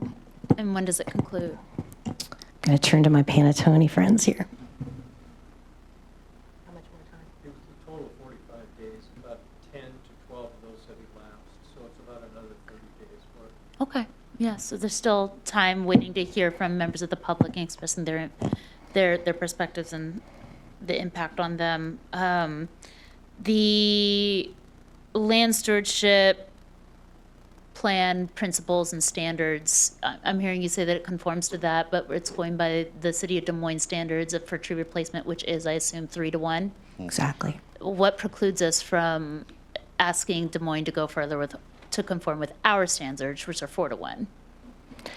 Certainly, we can have that conversation with our partners there. Well, let's maybe ask Sarah for some input there, because I believe we've had some of those conversations with some of our cities, or at least considered that. And I've asked this in the past. Yeah. So I'm looking for that answer. Yeah, with respect to the City of Des Moines, that's their current standard. We, like, for example, City of Des Moines is just redeveloping their standard, and I know City of Sea-Tac is evaluating theirs as well. This is something that potentially could be done, but that would be a City of Des Moines, making that determination if they want to go above their current replacement standard requirements. And we can engage in those conversations. I think we should. Thank you very much. And, it's not just, our land stewardship plan doesn't just dictate or establish what our expectations and best practices are in taking care of the land. It's also the way that we are engaging with the public around these issues. And so I'm wondering if somebody can please illuminate what the City of Des Moines has done. We have, I know we have a council member in the room, but is there anybody on staff that could tell us the City of Des Moines' practice in engaging the public on some of this, on these plans and the processes? I'm not sure we have anybody available. I would just sense because of SEPA, there's notice, both newspaper, signs posted up. There's a process they have to follow, the notice and comment periods. We're confident they're following all those things. I don't know what I can add here other than that. No, that's helpful. I mean, we're looking to be able to, we establish these standards to be able to push the envelope. And if we can do that in our tree replacements, I just wonder if we can also push the envelope in our community engagement and our stewardship of that relationship and transparency as well. What's the impact of a delay on a vote here? It's pretty significant. This train is pretty far down the track. As I said, we brought the lease deal to you in 2022. The Panattoni team has been working in good faith and at great expense to get the permitting process engaged and working with the City of Des Moines. Those permitting standards have changed over the course of the time we've been talking with them, and we've accommodated those changes with certain differences of approach. But for them to stop now would be a significant delay. And again, I think we've got all the public process ahead of us at the City of Des Moines for the community to continue to engage on the Would a project. delay of vote by the commission today actually stop the process, or would it give the public due time to be able to provide full public comment on the process? It would not stop the process, but it would significantly impact the development team. How so? So the package that is going to the hearings examiner at the City of Des Moines includes many of these augmented sustainability agenda items. For instance, there is a wetlands improvement that requires this variance to take place, and we have one opportunity for that variance to take place that action will also include the augmentation of the site with this track C and the trail alignment. So it's kind of a package deal. It's on track now. We've got 30 days for the hearings examiner to hear from the public, and that includes the appeal period. So if we were to pull our support, if we were to delay our support, it would significantly delay the progress of the project if it were approved under this variance determination by the City of Des Moines hearings examiner. What's the impact of delaying the project? It's already been significantly delayed. Exactly. Yes, and I'd have to ask Panattoni how they would approach it if they would continue.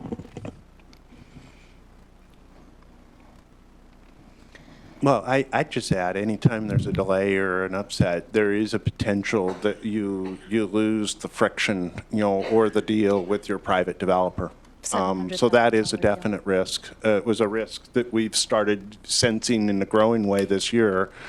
I want to be honest, that is a risk. We can be patient, we could take years to do this. So you have some options, but there's been a lot of work that's gone on to this project, obviously, for about the last 5 years, including road investments we made in 2018.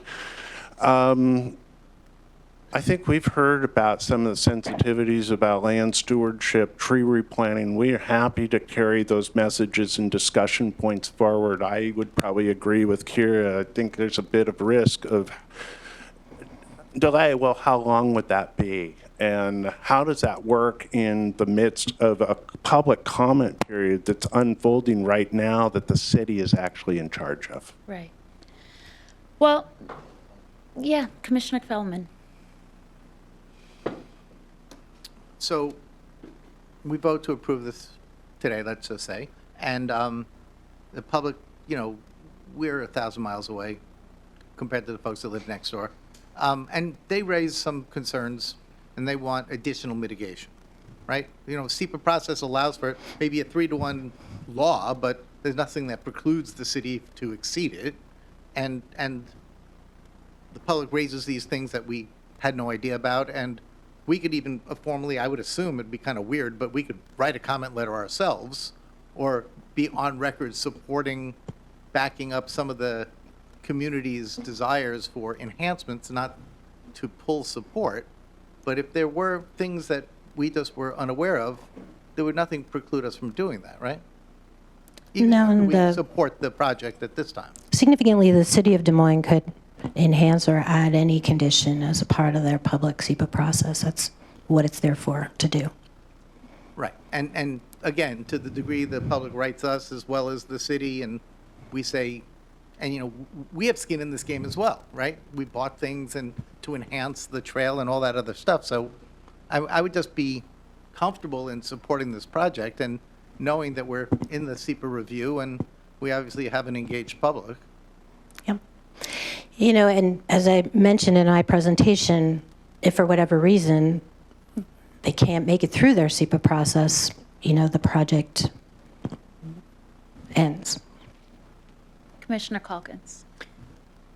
Well, and Commissioner Feldman, you've taught me this over the years working together, but SEPA process is in part about a balance of equities. And it is a lengthy and detailed process because it takes a lot to understand that in any project, there are impacts and benefits, and trying to figure out how those impacts and benefits overall weigh.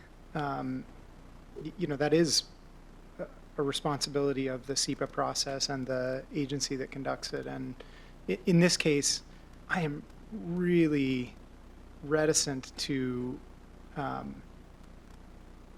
sort of pull that back from the, but you know, there is a public comment as a part of that, and it sounds like the authorities primarily are vested with the city in this instance, and I'm also concerned that we're, you know, in our conversation today, we haven't heard from the potential beneficiaries, the 550 workers in this eventual facility, and, you know, the benefits of the mitigation strategies for what environmental impacts there might be to this. So I'm pretty reluctant, after all this work has been put in, to really considering the balance of equities here at the 11th hour to kind of create throw sand in the gears of what I think has been a pretty lengthy and transparent process by the city to get it this far. I would agree. Okay. Executive Director Metrick. Commissioner, I just want to clarify, I think we're moving back and forth between the project and the Track C, the item that's before you today. Is that just, because the item before you today is very limited as opposed to the SEPA review, correct? Which is ongoing. Yeah, the action. So that's I'm just trying to point out the difference of the item before you today, and this purchase will not go forward if the permits are not approved and that process is not approved. I'm just trying to clarify the item before you today versus the item that we heard some comments about, which I believe is the project which is under review, under the SEPA review. Am I correct in that? You are absolutely correct in that. And the success of the rationale for our objectives to acquire Track C and to amend our lease is really contingent on that public process with the city of Des Moines. We don't have any role to play in the approvals there. This is just to support the development project as we agreed to with the city of Des Moines in our development agreement years ago. And up to the date. Commissioner Fellman. Thank you, Executive Metric, to help me understand that. So I would imagine the SEPA review should have to consider this road access. In extreme detail, yes. So it is an add-on to it. The SEPA review has been going on for the Many the years now, project, yes. right? And now this additional piece of property is folded into it? What we're doing today is, as a result of all the analysis that both traffic engineers, environmental engineers, and other permitting officials in the city of Des Moines, as well as our Forterra discussions, all the transactions we've done to date, all of that is to support the development role. However, at the end of the day, the permits are with the city of Des Moines. They are the environmental stewards of record here, and we have been just conforming to that regulatory environment, as has Panattoni, in a sensitive way. And there have been a lot of changes along the 2-year process they've been working on for permits. I have no doubt in that. And like I said, we're just getting our head around it. But this was already a road, right? Is this more? It was always a road, yeah. It's a road, and now it's sort of like for private access to sort of keep the trucks separated from the rest of the world, and right? Exactly so. So the intensity. And to enhance the safety of that public trail that's going through it. So intensity of use doesn't change. It's just sort of like the accessibility of it. And this was our land so it was always, so it to me, that the actual land use doesn't really change. It doesn't change in any way. And the access to big development doesn't change if it's just privatized. Exactly. And then enhanced as a result. It doesn't, yes, and it enhances the trails, but also enhances the green spaces and preserves those, right, in perpetuity. Yeah, one of the negotiations we've had with the city of Des Moines, with Panattoni, is when we bought the 509 right-of-way parcel, it was significantly forested. There's big grade change.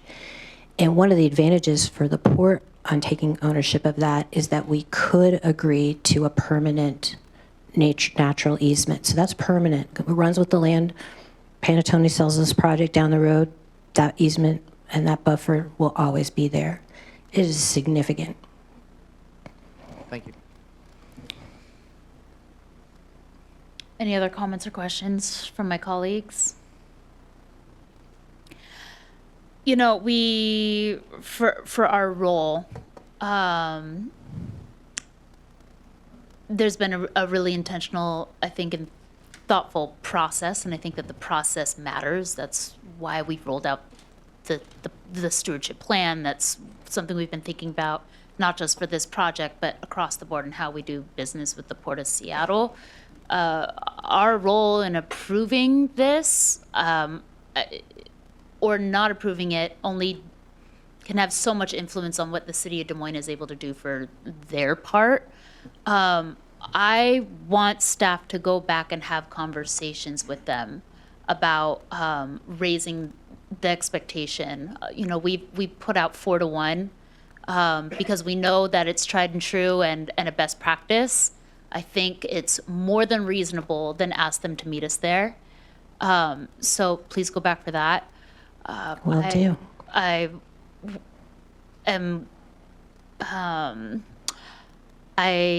hear that there's additional room for public comment to happen during the SEPA process, and that the city of Des Moines will be able to take that under consideration as well. And so no action today will negate that. They are irrespective of one another. Okay. The SEPA process will continue. As we talked about time-wise, we've got another 30-plus days there. So yeah, that's all open. We have no role to play in that. This is just enabling the development or to succeed.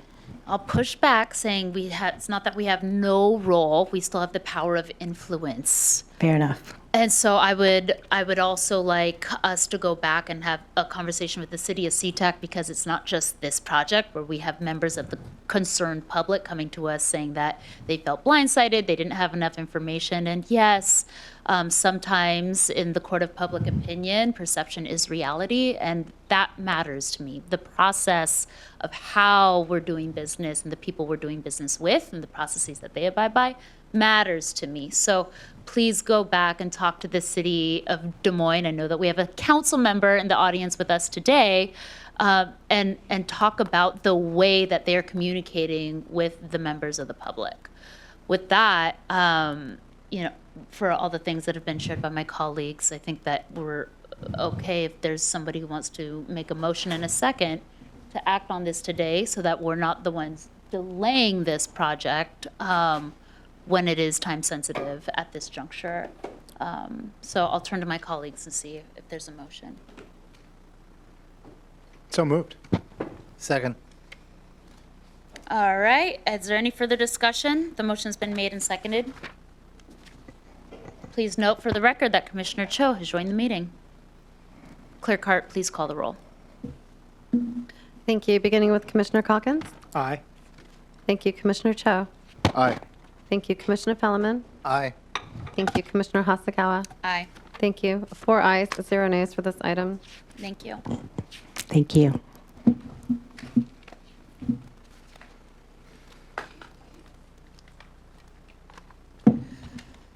Okay, moving forward in our agenda.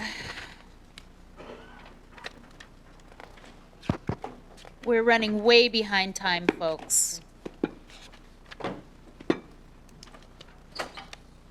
So we are going to move on to, we have no new business items for today, so we can move directly into our 3 presentations. Very good. Clerk Hart, please read the first item into the record. Executive Director Metric will then introduce the item. Thank you. This is Agenda Item 11A, the 2023 Workforce Development Annual Report.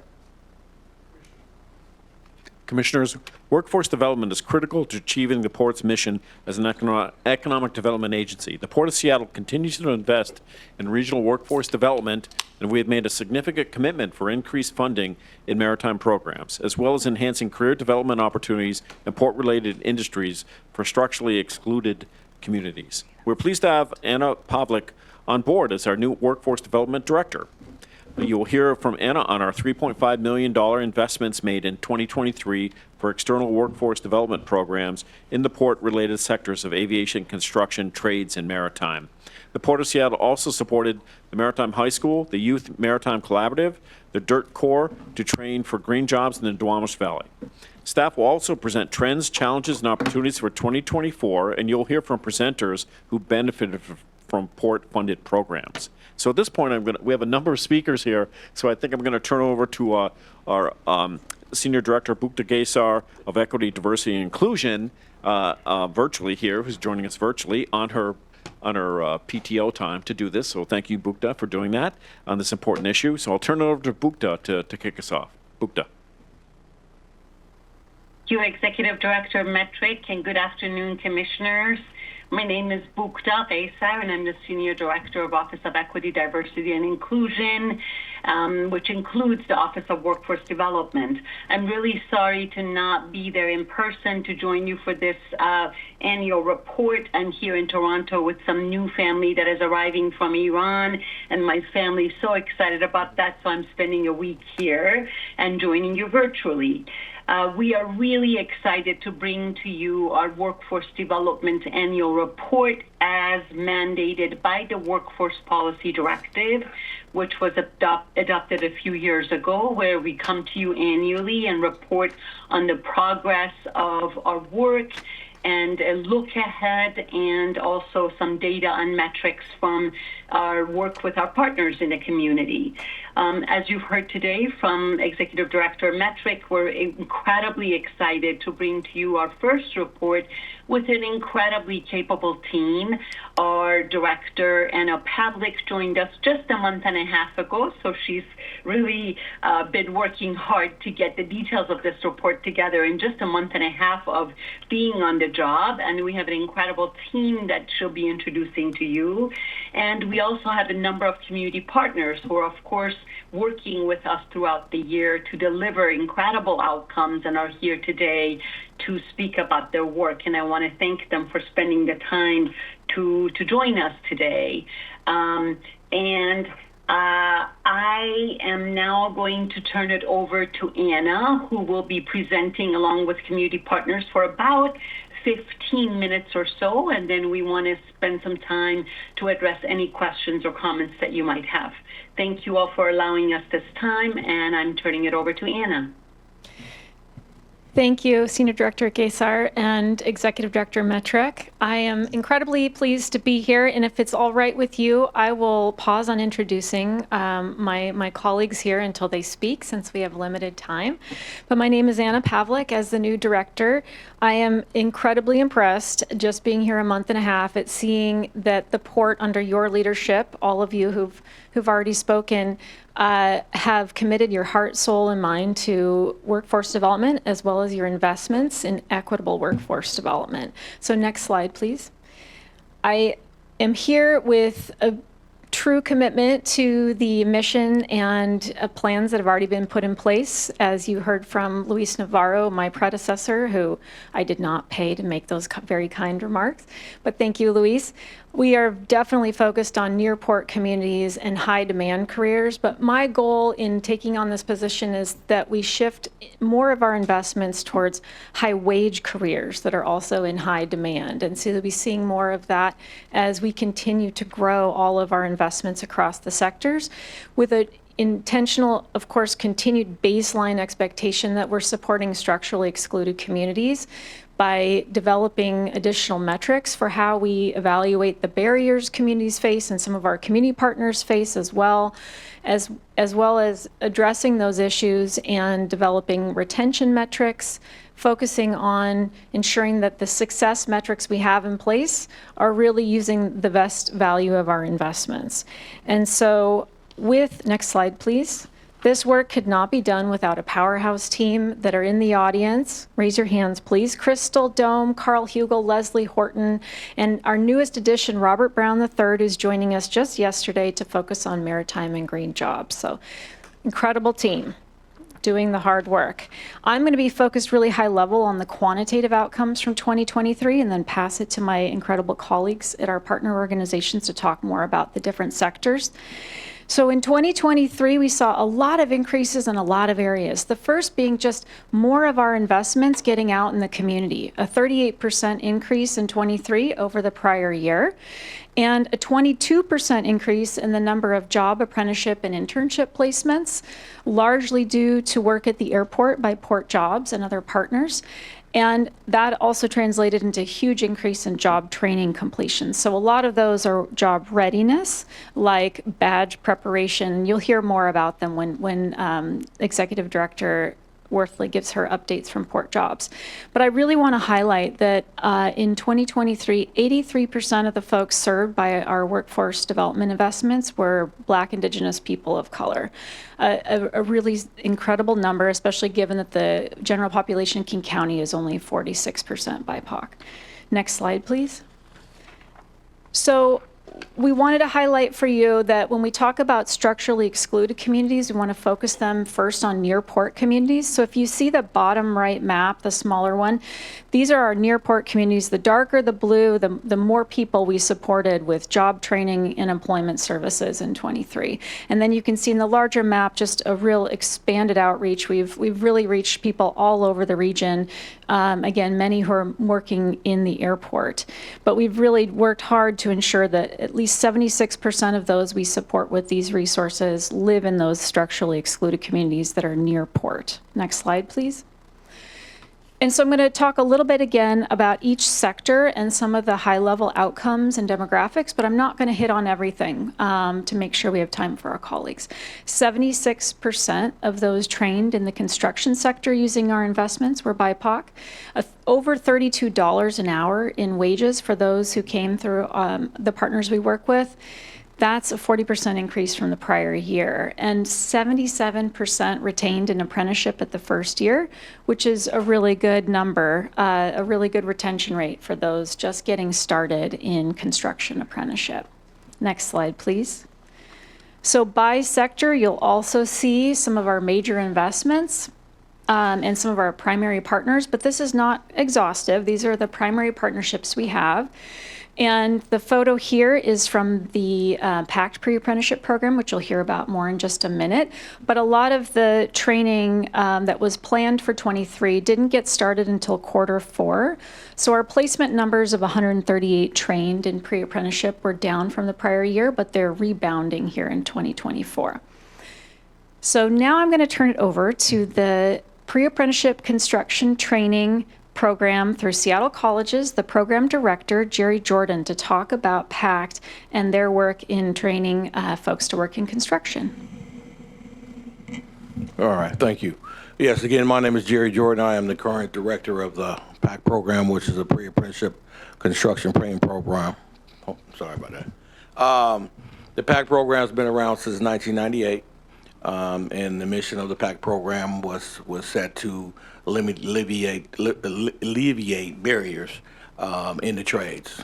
And those are driver's license, high school diploma, and then we teach to the industry itself. So we teach to what they're going to be tested on as a pre-apprenticeship program with the goal of getting these individuals into a registered apprenticeship program. All right. So what we have is an 11-week program. And we have two. So we have the day program, which is 11 weeks, and we also have a night program.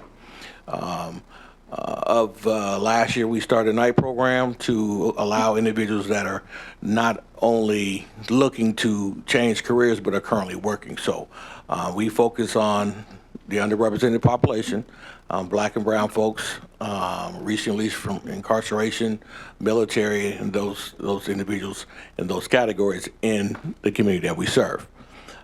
In that 11 weeks, what they will get is certifications. They'll get their OSHA, they'll get their forklift, flagging, and CPR, which are required. OSHA is definitely, OSHA is safety in construction field. So you definitely need to get that. We also have articulation agreements with some of the trades, which allows those individuals that succeed in the PACT program are getting considered preferred entry into the trades. So what this allows our community is the opportunity for them to get a livable wage and build the community that they live in. And we are excited to continue to have this partnership as the PACT program. We believe in partnership, which is a group of folks that are searching for the same common goal, and that has been what we are fascinated and appreciative of working with the Port of Seattle at this time. Thank you. Thank you, Jerry. I'm going to move on. Next slide, please, to maritime. So in addition to the great work happening in construction that Jerry and his fabulous team are doing, we've seen some real improvements and just a burgeoning amount of work here in the maritime sector, particularly around career-connected learning, right? You all have been champions of the Youth Maritime Career Launch Program, which saw in last year 72% of the youth were BIPOC, 15% women, 13% non-binary. Those are great outcomes for the first year, with 21 internship placements and over $19 an hour. Next slide, please. In addition to these are, again, some of the primary partnerships. Maritime High School saw over a 51% increase in the student enrollments last year at 121 students.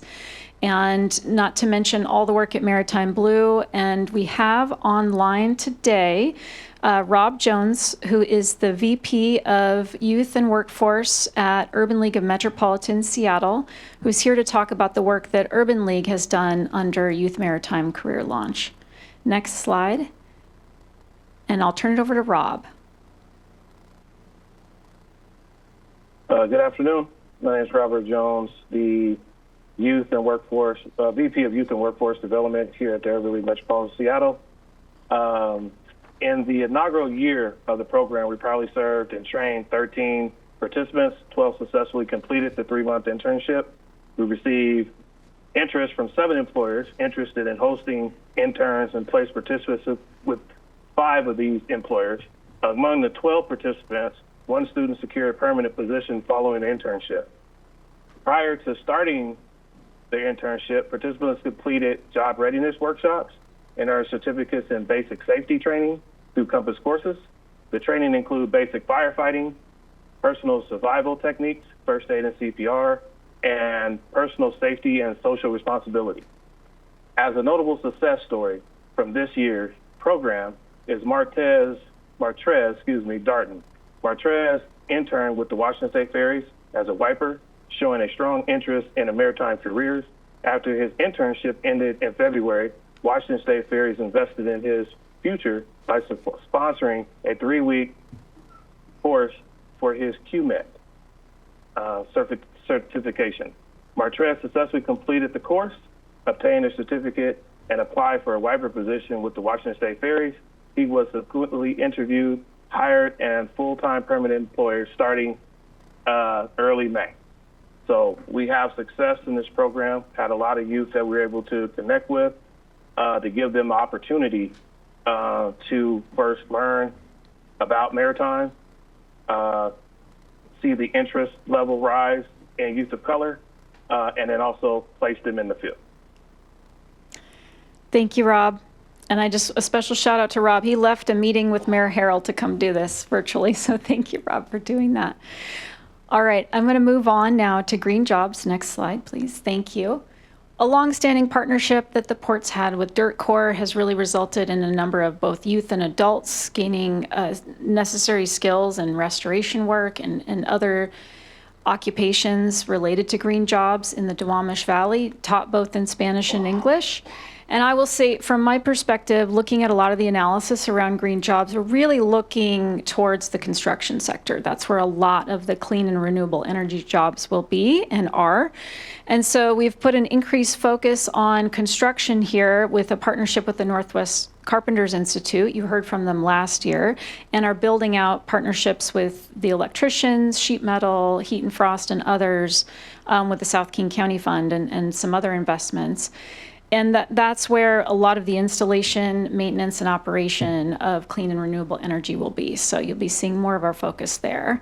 And last but not least, Coalition of Climate Careers, a new partnership with other public agencies and really getting their arms around a lot of the infrastructure investments and how we can be prepared with workforce development. So looking forward to working closely with them as well in the coming years. Next slide. And last but not least, aviation, the last port-related sector that we are investing our workforce development in. 87% of the participants in 23 were BIPOC.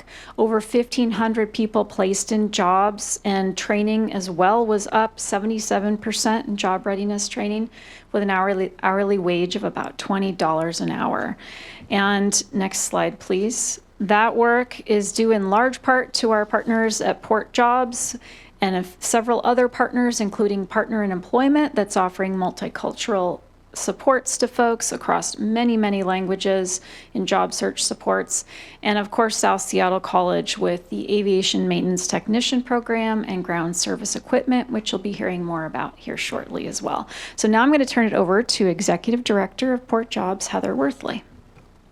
Thank you, Anna. Good afternoon, Commissioners, Executive Director Metrick, and Managing Airport Director Little, who I think I spied in the audience. My name is Heather Worthley, and I am very grateful to the Port's leadership in aviation workforce development, which you've been investing in for 25 years. And we are here serving a triple customer base at your direction. Airport employers come to us to fill their open positions with skilled workers. We publish a hot list that is updated several times a week. keeping track of the open positions across more than 100 airport employers, both inside and outside on the ramp. We have airport workers who we serve with career-connected learning through our Airport University offerings, and community job seekers who are looking for, in many cases, their first job, whether they're a young person just coming out of high school or a newly arrived immigrant to Seattle. We have broad and deep community engagement. We are at every single job and resource fair throughout, in particular, the South King County region. And we go to dozens of high schools to talk to young folks about the opportunities in aviation employment. We had almost 2,000 job placements in 2023, which was a 30% increase over 2022 as air travel came roaring back with the vengeance. One of our job skills classes is a unique partnership with the Port's Credential Center. We have a badge preparation training class that we offer weekly, and the Credential Center directs folks our way, as do employers who have just made a job offer and recognize that someone who is speaking a language additional to English might need support in passing the required secure badge test. We provide live, in-person interpretation every week. We partner with Adams Interpreting to provide additional languages beyond what we have spoken by our own staff. Dari and Pashto, the Afghan languages, Amharic, Spanish, Tagalog, and Somali were our top site of badge prep training languages in 2023. We have additional job skills classes such as food worker card training that we offer in our airport jobs office to dining and retail workers who need to keep current with food worker safety that has to be renewed every 2 years. That's another free service that we offer to all airport workers on a weekly basis.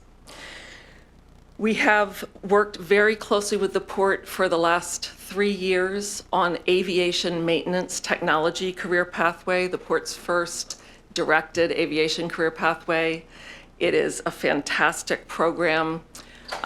Last year, we were fortunate to partner with Serve Ethiopians Washington, a local refugee and immigrant serving organization that helped recruit taxi and rideshare drivers to fill some of the spots in the aviation maintenance technology class last fall.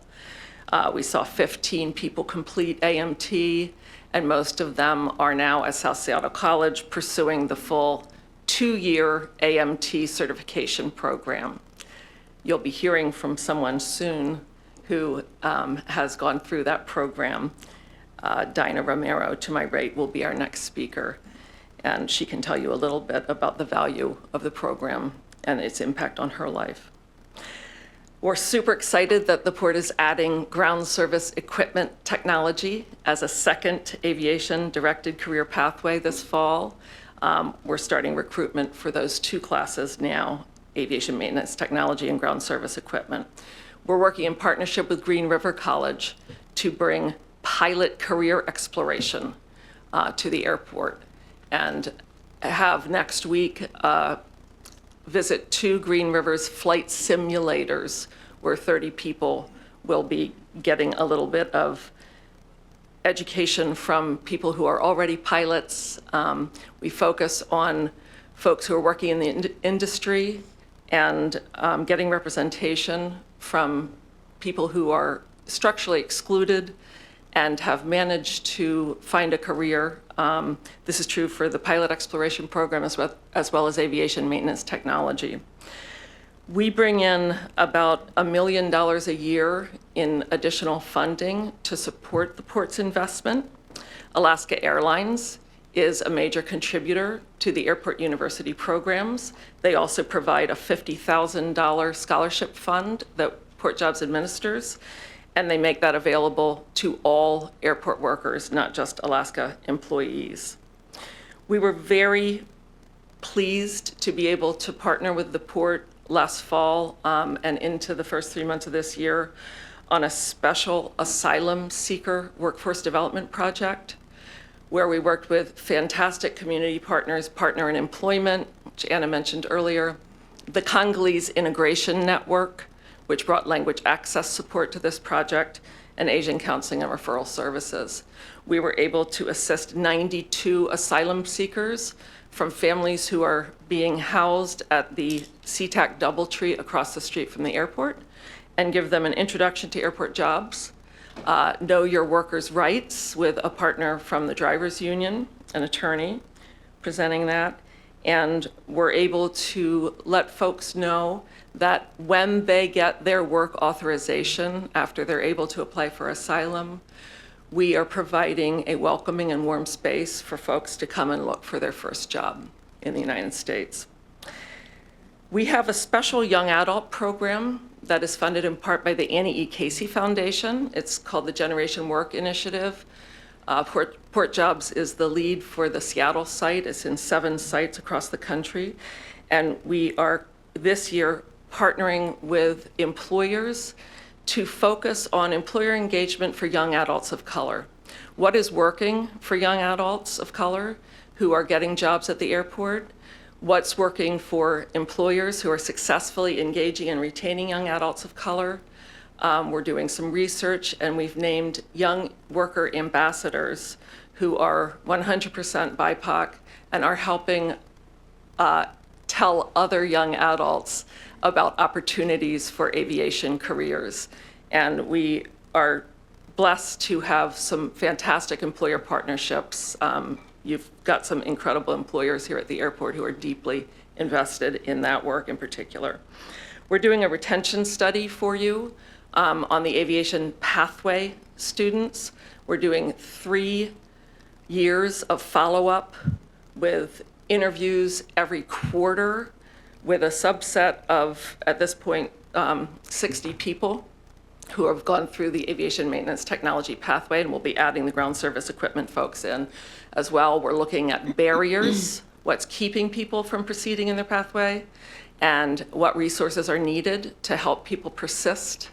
And we're finding out some incredible information that we'll be sharing with you later this year. And I'll just note 2 things. One, we have a global excellence customer service class that we've been offering through Airport University that is a partnership with you, the port. The 5-star customer service excellence that the airport developed under Lance's leadership has been incorporated by our Highline faculty partners into this global excellence customer service class that 60 people so far have taken this year. It's been very exciting to see folks continue to hone their excellent customer service skills that helped this airport win awards many years in a row, as was mentioned earlier. We had one retention interview recently with someone who is a port employee. She took our Excel class at Airport University, and that made the difference in her getting a new port job where she had a 50% wage increase. And she mentioned specifically that being an airport employee for the port and having the class on site allowed her supervisor to give her class time during her workday to come take this Excel class that then resulted in her very successful advancement. She's now a finance analyst down at Pier 69. I'll stop there and pass it back to you, Anna. Thank you. Thank you. Next slide, please.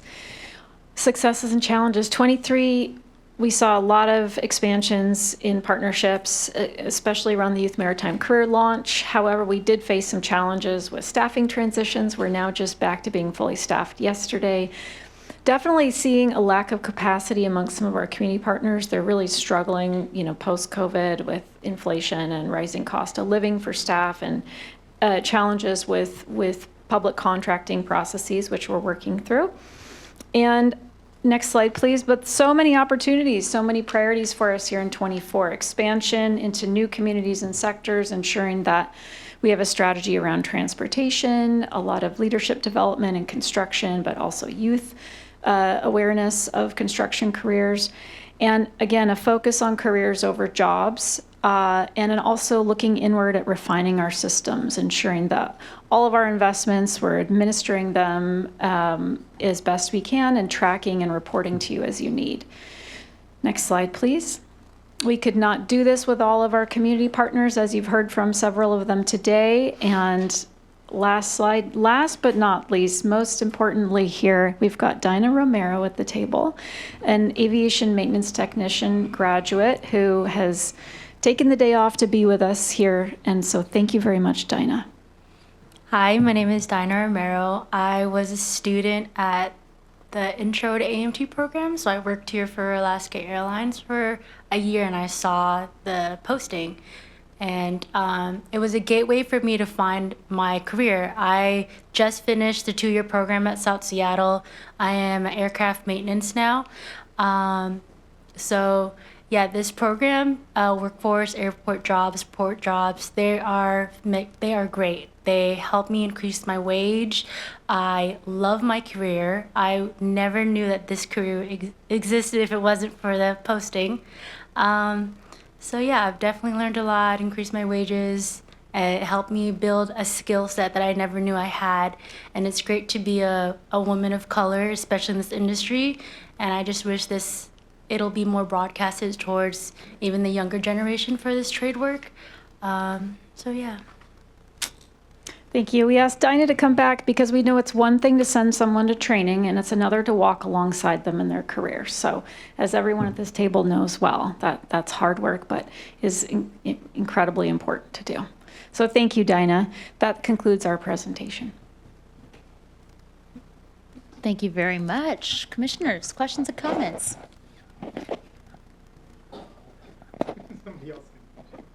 Commissioner Calkins. Well, I think it's probably safe to say that workforce development has been, for me, a key theme since I got here.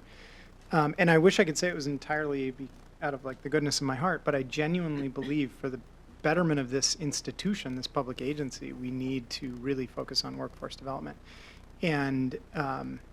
And we're sort of emblematic of the industries that we represent, aviation, maritime, construction jobs, and now this emerging green economy where the problem is we need more skilled workers and not fewer.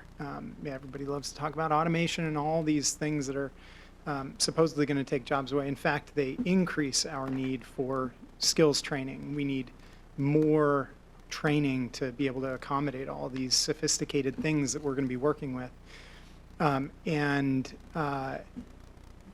quite honestly, for a few generations, we delinked industry from education. And we're in the process of trying to link those things back up. And I think, we talked about Maritime High School, that effort to start earlier and earlier, creating real, genuine interactions between students and the workplace. That's critically important. The motto that is sort of, I think we use it all the time, but you can't be it if you can't see it. And so making sure that kids have an opportunity to get into the actual workplaces where they will do that work and decide for themselves, is this something I want to do professionally? And so, this variety of programs we got to hear about, I think the common thread is this desire to create the kinds of programs that transition, whether it's adults or children, into meaningful living wage careers where they go home at night knowing that they've done something important and where they can put food on the table, pay the rent, and make sure they can provide for their families in a meaningful way. So I love that we are a leading institution in these conversations, and I'm constantly looking for input on how we can improve these things. And so, Anna, welcome to the team. It's great to hear your first presentation here. And Heather, great to see you again. I know it's been a while since you and I have connected directly, but this is some of my favorite work that we do here at the Port. Commissioner Chell. Yeah, first and foremost, Anna, welcome to the Port of Seattle. We're so glad to have you. I also want to welcome Robert. I know you're back there, but what is it, day 2? Day 2. Way to break the guy in, bring him into a commission meeting the second day. And then Diana, thank you so much for joining us. You are a testament to what we are trying to accomplish here. And quite frankly, I think one of the things that you said in your remarks was stood out is that you came to realize a skill you didn't even know you had. I love that you love the work that you're doing and all that stuff, but that is so much at the core of what we need to do as an agency when it comes to workforce development. The reality is that we don't talk about these opportunities with our youth enough, right? And I think we are just now as a society coming to terms with the idea that not everyone necessarily needs to go to a 4-year college, and they don't have to go get a master's degree. Like, there's so many other great paying jobs out there that allow for a living wage and for families to grow. And I think for too many years, the idea of working at a port, whether it's on the aviation or maritime side, has been underrated. And part of the work that Port Jobs does, as well as Partners in Employment, and also the Maritime High School, is really amplifying the opportunities out there. I really do believe that every pursuit, every career pursuit, there's nobility in all of that, but a lot of what our employees do here at the Port of Seattle is an act of public service in many ways. You enable for people to be able to come through the airport. We're here at the 75th anniversary of the founding of this airport. There is no airport without the workforce that supports it. And so as an agency, as an economic development agency, this is at the core of what we do.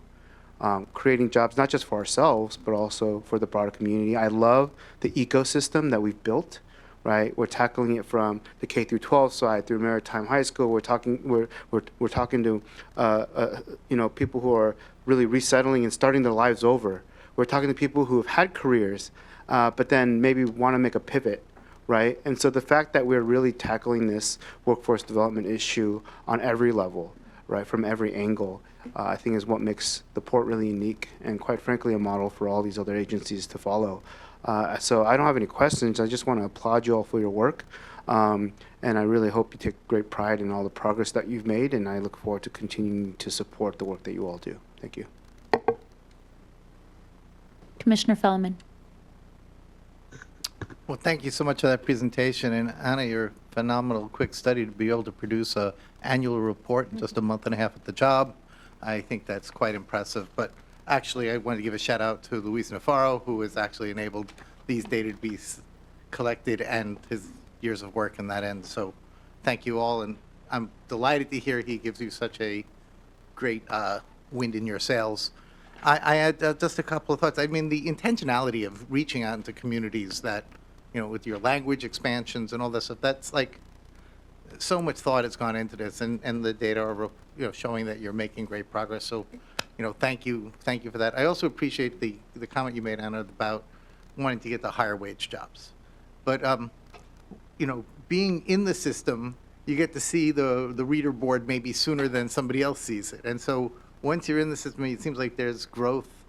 In fact, I think in the write-up, like baggage handlers that are all of a sudden going to mechanics or things like that are, getting it into the system seems to be one of the great advantages. I also see the partnership you're making with the other regional organizations. You've talked about the Regional Public Owners in Construction, the Coalition of Climate Careers, Regional College System, Teach to Connect. And so the amplification of your influence seems to be truly fantastic. But just looking at with the types of jobs in the Airport Employment Center, is like 1% skilled trades, right? I'm sure that that's the sort of thing that you wanna.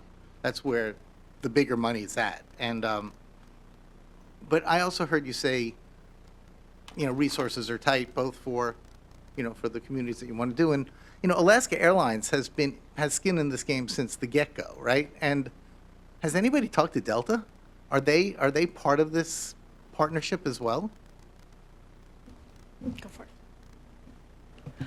Delta has been a great partner with aviation maintenance technology, and I think the first year, 2020, before everything came crashing down with COVID, they invited our class to their hangar. So the students went to the Delta hangar. So yes, Delta's been supportive in that way. And I would just add, so I came from the city of Seattle most recently and was involved in a number of public-private partnership projects, specifically in construction. And so worked with the developer for Climate Pledge Arena, ensuring that when they build Climate Pledge Arena on city land, that they're also investing in our community. So hiring graduates from PACT pre-apprenticeship and other programs that are really reaching the communities that deserve these services the most. And I think there's a lot of room for improvement when it comes to our corporate partners, particularly in engaging us around what does that community benefit really look like. So I will be leaning on your leadership as those ideas formulate and we continue to do more. Thank you. One final thing, being in the maritime realm more than the aviation realm, it's tough to get folks, onto boats, or in maritime field seems to be more opaque than some of the other fields. Like, your average kid growing up in there had some connection to Boeing. Breakfast table conversations could be about planes that are flying overhead. Not as much about, maybe in the day was fishing, but a lot of the stuff is not breakfast table conversations. But one of the things I just always thought, besides my desire to get tribal governments more engaged because their kids, more likely their parents fish still, but also the veterans. And you have folks, especially in the maritime, right? You have, Coast Guard and Navy and folks that are already trained or already inclined to be on the water. And I ran into a guy at the Nordic Innovation Annual Summit that they have, and Soldiers to Civilians, whatever, STC, and they're starting some sort of collaboration with Washington State Ferries. And I just thought, you don't have to twist these guys' arms. They're in it, right? And so I just would like to see, and I know we have some, starting from our executive, but on down, we have all sorts of folks that are vets that it just strikes, specifically in maritime, it strikes me as a place that we could make some good progress.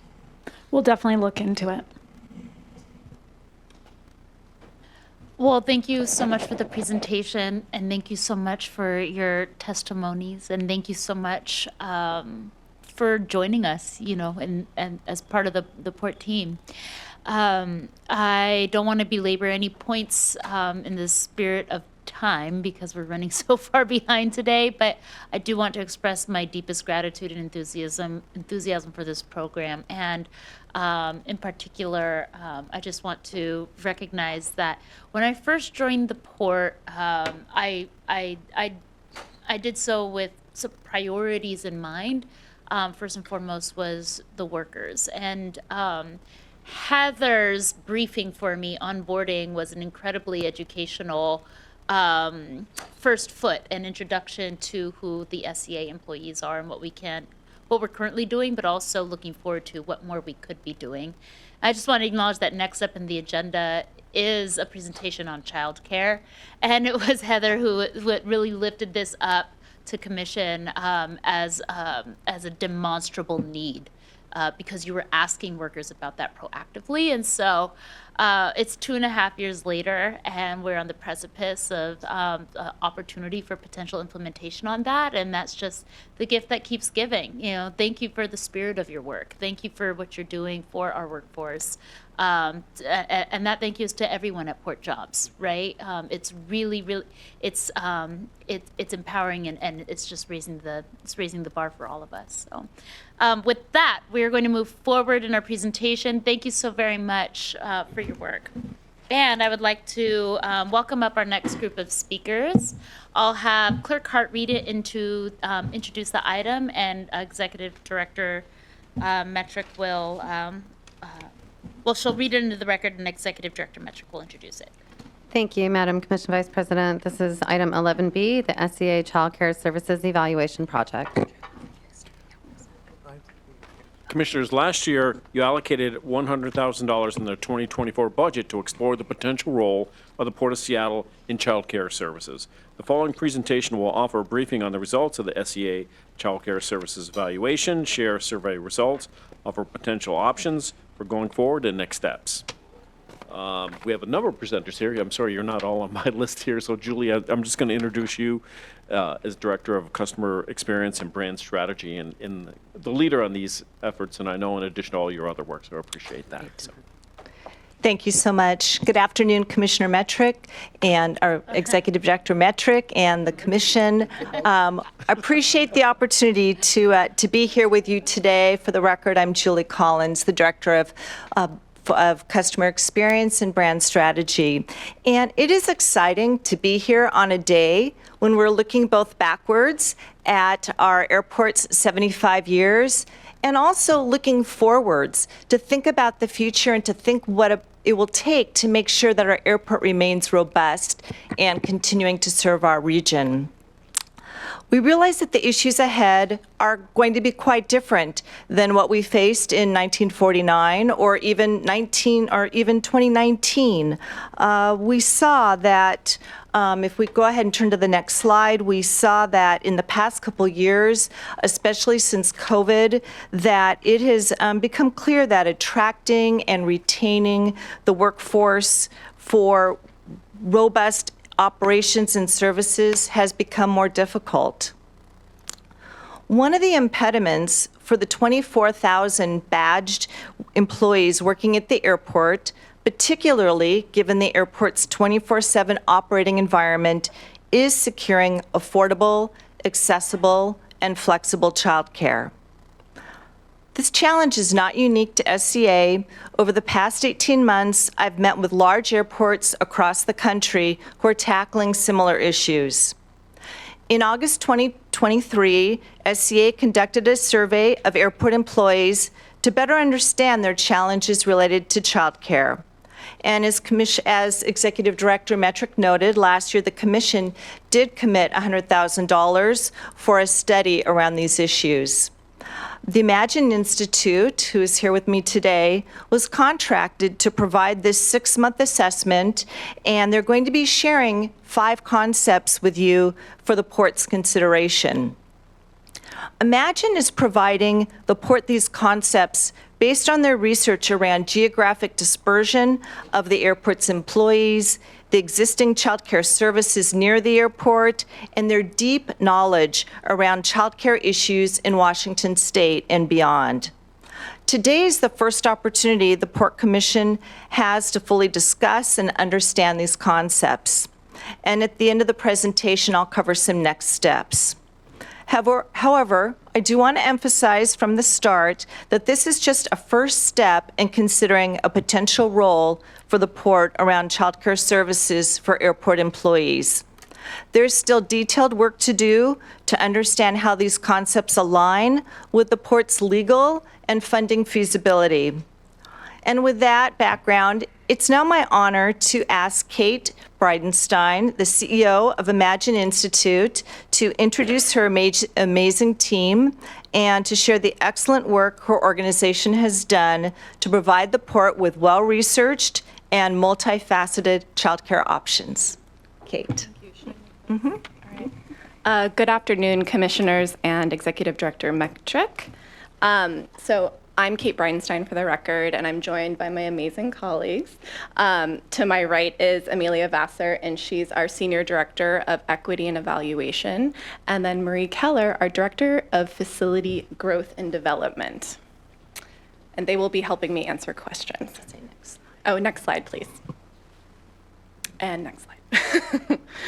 All right, so just a little bit about the Imagine Institute. We were formed in partnership between the state of Washington and the Service Employees International Union Local 925, which represents childcare providers in Washington state.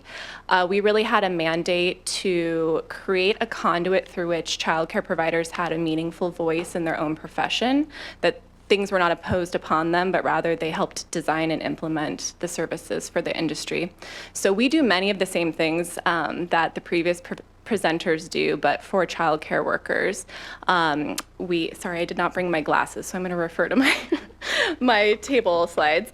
So we really focus on career development for childcare workers, both through our substitute pool, which we are the state ECE substitute pool administrators, entering the field, but also career progression once people are actually in the field of early learning. So that goes to opening a licensed childcare business. You can become a state-approved trainer and deliver training to your peers with Imagine. You can become a peer mentor, and you can also design programs and systems with our state through liberatory design, which we have helped bring to early learning in Washington. And we have many partners, as you can see on our screen. And we're just really honored that we were selected to do this work and grapple with childcare with the port. Next slide, please. All right, agenda. Next slide. Thank you so much.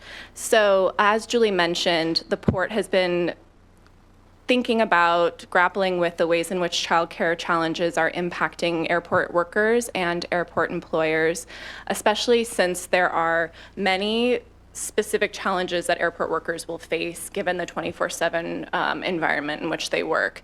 The focus areas are on affordability, flexibility, and accessibility. There's a lot of nuance to all of those, but those are the three main buckets of barriers people are facing. And we also know that there are over 800 employers, and there's just so much complexity to the airport and the workers' childcare concerns. Next slide, please. So Port Business Intelligence did some surveys, as Julie mentioned, of both the employers at the airport and also the workers who are working at the airport. And unsurprisingly, childcare is enough of an issue that employers overwhelmingly are seeing the impacts to their employees. So you can see some of the statistics that were gleaned from this survey, but it's, majority of employers, and this is reflected nationally too, are seeing that childcare is impacting their employees' ability to stay employed, advance in their careers, come to work on time. They're also expending resources in paying overtime for covering shifts that are missed because of childcare. So we're seeing a lot of reverberating impacts to attendance and productivity and retention around childcare for airport employers at the airport. Next slide, please. So there's been a lot of thinking around the return on investment of childcare. We lose billions of dollars every year in our state due to the cost of not funding childcare. So when there are investments in childcare, we do see a high return on investment. And you can see that one study showed it was between 90% of return on investment to 425%. We also know losing employees is incredibly costly, so maintaining them by providing childcare support can help cover the costs of any childcare initiative. And also for recruitment, as a working mother, it is an absolutely attractive recruitment benefit, and workers are saying that it's as attractive as more traditional benefits that employers provide. Next slide, please. So then on the worker side, this is where we're seeing the themes of accessibility, flexibility, and affordability really come out. So our state in general is facing a crisis for the number of slots for children in the licensed childcare system. It's estimated that the state can only currently meet about 28% of the need for licensed childcare. We also know that in the 10 zip codes where airport workers reside at the highest levels, they are all designated extreme childcare access deserts by the Department of Children, Youth, and Family. So that basically just means the number of available slots relative to the number of children who need them is so out of whack that it qualifies as an extreme access desert. Around flexibility, we know that childcare, because of their very thin margins, are only able to offer generally a contracted slot that's really predictable in its hours. And so if you have to work overtime, that becomes really challenging to find childcare. Additionally, non-standard hour care is very, very scarce in our state for similar reasons. So for those working outside of the 6 a.m. to 6 p.m. time frame, it's very challenging to find childcare. And then childcare is too expensive. We didn't uncover that one ourselves. That's just a common knowledge at this point. But needless to say, it's gotten so out of control that people are choosing to leave the workforce because it simply doesn't make sense for them to spend so much of their income on childcare. Next slide, please. So my colleagues did a tremendous amount of work looking at data, working with Port Intelligence to understand the survey data, working with labor partners to understand their members' needs around childcare, doing lots of meetings with Julie, and then also looking at a lot of the literature that's around what employers and other agencies are doing to intervene on behalf of workers for childcare. Next slide, please. So you can just read a little bit about the words from workers themselves as it comes to their affordability challenges. Affordability, just for reference, is a nebulous term, but we have, as childcare advocates, coalesced around the idea that it should not exceed 7% of a household's income. There are people who think it should be free or $2 a day or whatever, but for the purposes of this analysis, we were trying to stay at that 7%. Needless to say, very, very, very vanishingly few families would say that they only spend 7% of their income on childcare. It generally will exceed that by quite a large margin. So next slide, please. The main way, as a state, we've tried to address the affordability concerns of families is through subsidies. So public subsidies through the state of Washington or local subsidies like King County and City of Sea-Tac subsidy programs are really aimed at providing relief, financial relief to families. But families have to meet really restrictive income eligibility thresholds, especially for the state subsidy program. So many of the airport workers would not likely qualify for subsidy. King County and City of Seattle have more expansive eligibility requirements, but they also have wait lists, and you have to reside in King County and the City of Seattle. Additionally, we know that uptake in subsidy programs is not equitable across all identities. So for those who speak a different language other than English in the home, their participation in state subsidy programs, even when eligible, is like 6 times lower than English speakers. We also know that Black families and Latinx families also, proportionate to their eligibility, are not participating in subsidy programs. So there are a lot of nuances to affordability. Next slide, please. So if you're able to afford childcare, either because you can or you're just making it work or you have a subsidy, you also have to have a child care provider in your area or within a decent radius of your home or work who has a slot for you. And as I mentioned, most airport workers are residing in communities where that is not the case. We would love to get beyond the idea of accessibility as just, is there a slot? But families should really be able to consider, is this child care provider going to meet my family's unique needs? And is it the type of childcare that I want my child to receive? But we're kind of a far way away from being able to really consider those things. Generally, families are just able to assess accessibility as what is safe and near me. Next slide. And as I mentioned with flexibility, airport work in particular is going to be very challenging for licensed childcare to accommodate there is extremely razor-thin margins for childcare businesses, and so being able to, you basically have to have this mosaic of children. And so if you only have to work Tuesdays and Thursdays, for instance, or have childcare Tuesdays and Thursdays, your childcare provider will likely fill Monday, Wednesday, and Friday with another child just to make ends meet, which means if you suddenly have to work an unexpected Monday, there's no slot for you. And additionally, non-standard hour care would generally require that certainly the child care provider, if it's a family home provider, would need to work non-standard hours, but you probably would have to staff up.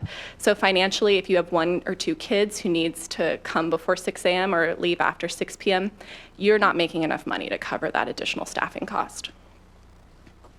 Next slide, please. All right, so there's obviously a cost involved in any childcare solution. And so one of the things that we were tasked with doing is doing an analysis of the funding sources that potentially could help support some of these emerging concepts.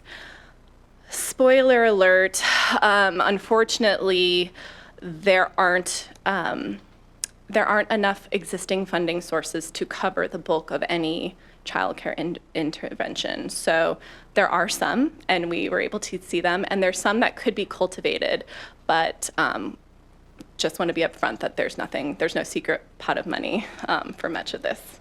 Next slide, please.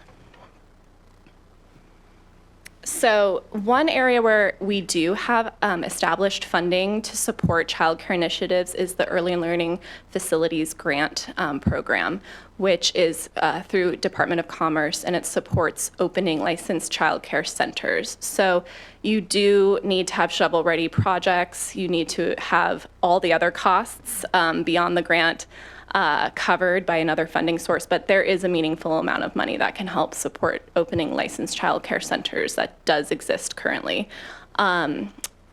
We haven't talked yet about the concepts, but some of the concepts include technical assistance to connect airport workers to available childcare supports or future childcare supports. There is infrastructure in our state. Sounds like some of our colleagues that were speaking earlier, potentially, or others, that would not require the port invest in that infrastructure. Additionally, opening licensed family home childcare businesses through a business incubator, that infrastructure is already established, and you can see some of the funders down below who are already funding that work. Next slide, please.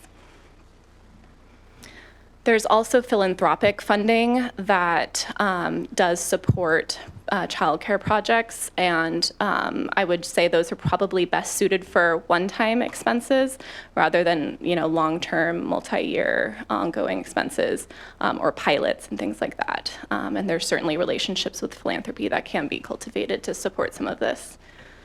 All right, next slide, please. All right, so the childcare concepts.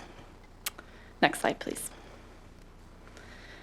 So, as Julie mentioned, we did a landscape analysis. We thought with childcare providers about what are the types of things that could be created or already exist that could support airport workers' childcare challenges as they relate to accessibility, affordability, and flexibility. And this is what we came up with. And I'll go into more detail in all of these, but these are the 5. Next slide, please. All right, so we also just want to say that no one concept is likely to meet all of the needs, and so considering a combination of strategies might be, we would say that would be a beneficial frame of reference for this. But childcare hubs is really the idea that our system as it currently stands is a mixed delivery system, meaning there's thousands of licensed family childcare businesses, which are professionals who are operating out of their home. There are licensed childcare centers, and there are other forms of family, friend, and neighbor providers and other types of childcare providers. Rather than the port or any entity contracting with thousands of independent businesses and organizations, you could instead contract with a centralized hub that holds those relationships with childcare businesses to distribute incentives to those businesses to provide childcare to airport workers' children in the way they need them. Some examples include a a bonus for enrolling an airport worker's child or providing flexible non-standard hour care, drop-in care, things of that nature. Childcare Business Incubator is, for instance, the Imagine Institute. We have a licensed childcare business incubator called Imagine You, where we help people in the community go through the licensure process over the course of 8 to 10 months, and then they can open their licensed business and serve children. We have helped around 700 people open licensed family home businesses across the state. We will have nearly 1,000 by the end of this current fiscal year next summer. And we have 600 people on the wait list right now. Oh, and I'm sorry, I can't see the screen. Childcare hubs would be about $4,400 per worker per year, which is $38.9 million annually. Childcare Business Incubator is $3.162 million if you were to fund the existing 116 people on our wait list in the top 10 zip codes where airport workers live to open their doors and serve airport workers' children, potentially. Next slide, please. And as I mentioned, technical assistance is really the concept of providing support to airport workers to navigate all of these Byzantine networks and systems, like the subsidy system, for instance. If we know that people who speak a language other than English are not having the same rates of accessibility for subsidy, by providing language support, you could increase that number drastically, and that's a relatively economical intervention. It's going to depend on if it's intensive case management or just, answering simple questions, but we estimate around $300,000 a year for that type of technical assistance. We also recommend that if the port is going to invest in any new initiatives, to build in technical assistance support to make sure that they're accessible across language and technological ability. Childcare centers. This is a really traditional way that employers or others consider providing childcare support to their employees and to workers by opening an on-site or near-site childcare center. So we contemplated a larger center near Seattle-Tacoma International Airport to provide care to around 500 children per day, 24 hours a day, 7 days a week, 365 days a year. And that would cost, we estimate, around $7 million to open. If the childcare is able to reach 85% capacity enrollment, we believe it would be able to cover its costs from then on. So it would not be necessarily an ongoing financial commitment to open a center. And then childcare stipends. This is similar to a subsidy, but private or just not the traditional subsidy system, but basically providing some kind of amount of some number of dollars per year per worker or per child per worker to cover the cost of childcare. Many examples we saw range from $1,500 a year to $2,500 a year. And again, we recommend that we consider multiple strategies in combination to address all three of those main concerns.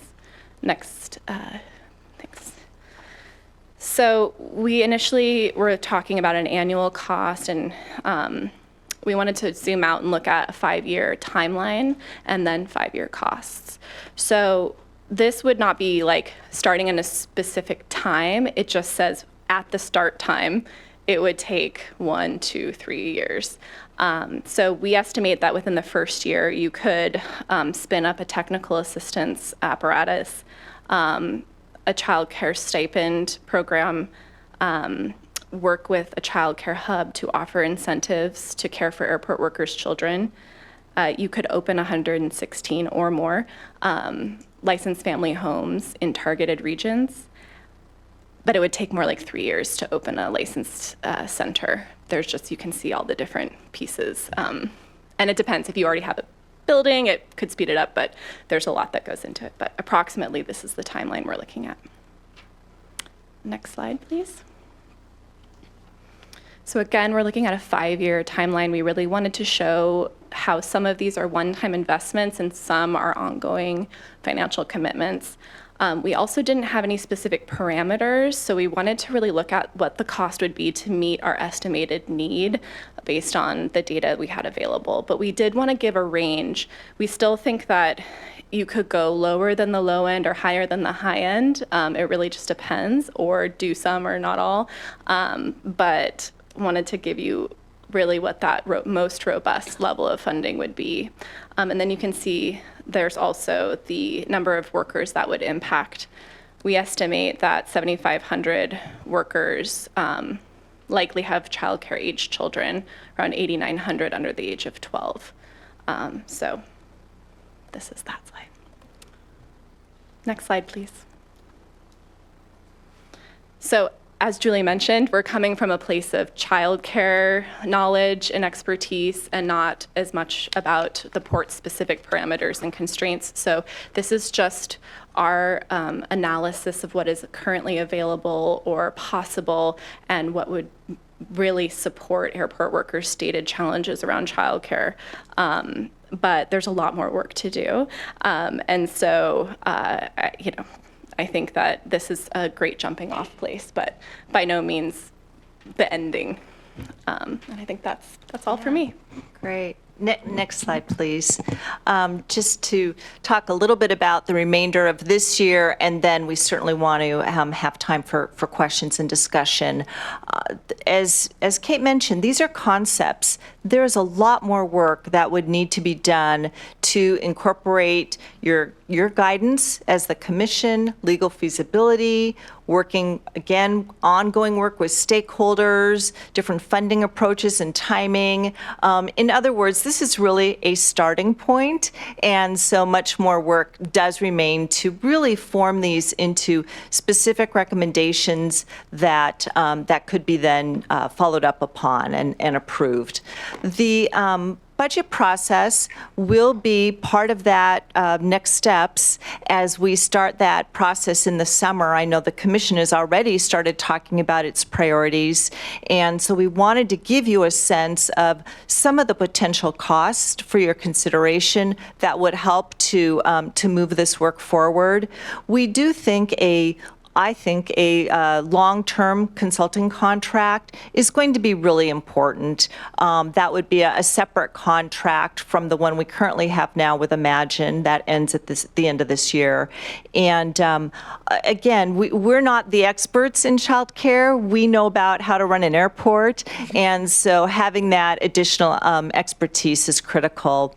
We know there will be pre-development costs. As Kate mentioned, part of the ability to move forward and pursue grant funding or congressional directed appropriations is to have a plan in hand. And so I have a question mark there because what's not quite clear is to what degree we can do that pre-development work internally with our existing staff, to what degree we would need some consulting assistance. And so I'm having those conversations with our development staff to really hone in on what that would involve. But we know that we would need to have a concise and focused study if moving forward with a child care center was something that the commission wanted to see.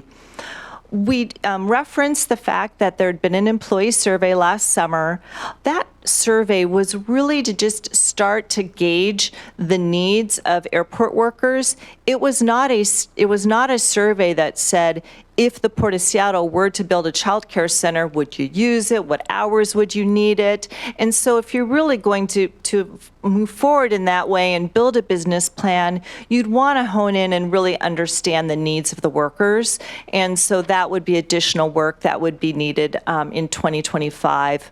And then finally, the reference to technical assistance, if the commission wanted to move forward in a more timely fashion with that body of work, you'll see there the estimate of about $300,000 to stand that up. And then finally, I do want to say a word about port resources.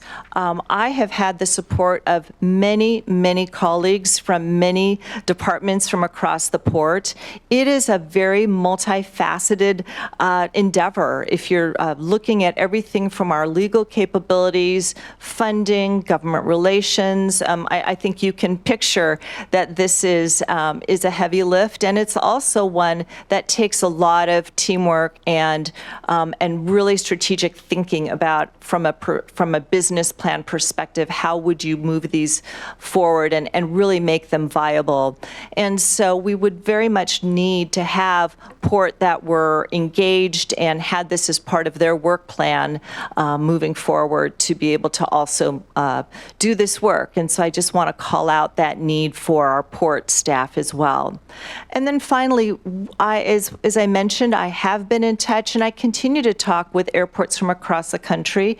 In just the last year, or just the last week rather, had very fruitful conversations with Denver and with Dallas-Fort Worth, who are both in the early stages of trying to grapple with this challenge of making sure that we have the workers that are so essential to having a robust airport operation.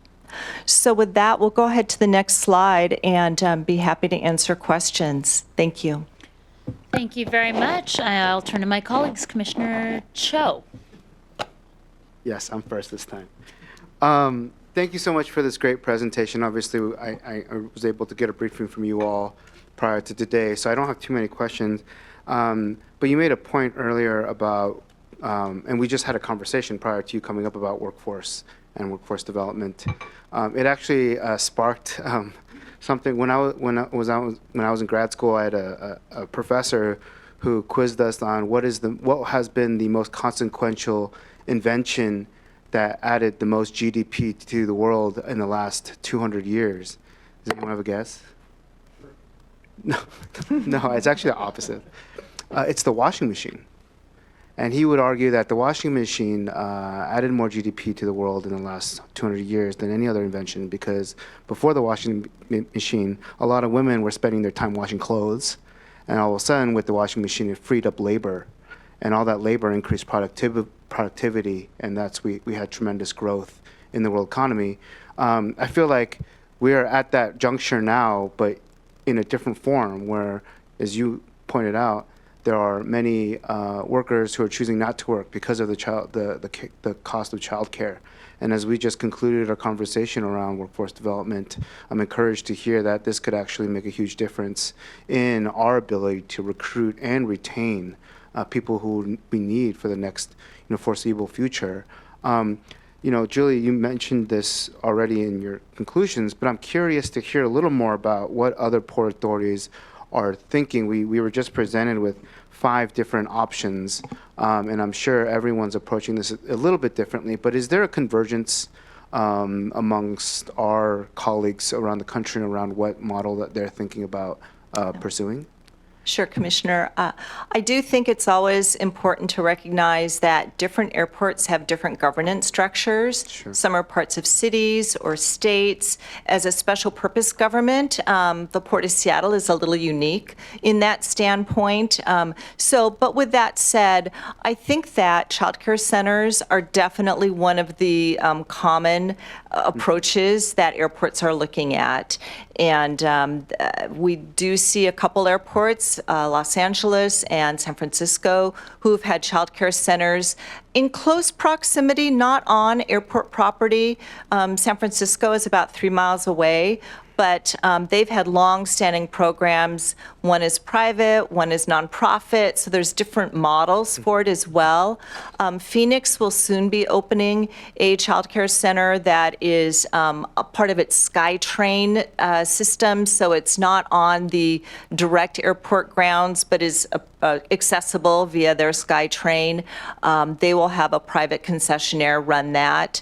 And then Denver and DFW are a little bit behind us in this process. So they've looked at it before and then it kind of got laid back down. Now they're looking at it again with a vengeance. And so I think in both of those cases, childcare centers is also part of that equation.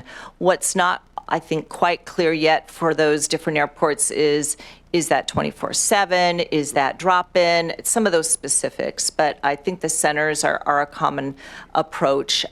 We have seen subsidies for instance, in Phoenix, because they have the ability to use some of the ARPA funds that were federal funds during the COVID. So there's more flexibility there. So I hope that answers your question in part. Yeah. And then one last point that I want to make, and I know I made this point when we had our briefing, but I really appreciate the cost variables that you provided and how much this might cost us. But I also firmly believe that this will also lead to cost savings for us, in the sense that it costs money to hire people, it costs money to rehire people, it costs money to train people. The turnover that we are seeing at agencies like us, there's a real cost. It's not just even us, but every company or every employer loses money whenever they need to rehire someone and retrain them. And so as we go deeper into this analysis, I think it would be helpful for us to at least be able to assess how much in real dollars are we potentially mitigating in costs by providing this childcare, right? And that might help us justify some of these really big numbers that we're seeing here. $164 million for the Hub and Incentive Program is not a chump change, right? But there's tremendous benefit to us as an organization in terms of our retention and other personnel costs. And so I think that might be another layer of analysis that we would love to see, if it's possible, that will help us kind of digest some of these numbers. So thank you for that. Commissioner Calkins. Thank you for the presentation. I have a particular question. I think it's more sort of about childcare generally, and there seems to be a disconnect. We've got overall a shrinking population of children relative to the population size, and we're seeing it in enrollment in elementary schools, and now it's into our post-secondary education institutions as well. So if you're a parent in Seattle Public Schools like I am, we're all nervously awaiting the announcement of what schools are going to close and whether we're going to have to bus our kids around in different places. And it seems to, and at the same time, we've got this, these extreme childcare deserts for the kids who aren't quite old enough to start kindergarten. Has there been any conversation around adding pre-K to these elementaries so that the elementaries, which are already built and operating as childcare institutions, it's simply saying we're going to have 3 and 4-year-olds join the 5-year-olds that are already there, which seems to solve 2 problems at once. It creates, early learning centers and creates more revenue for lack of a better term, for these schools. You already have a custodian, you already have admin. Now you're adding, 30, 60 new kids who can, with sources of revenue for them, whether it's from the state or from the parents, that could help to spread the costs over a larger student population, essentially.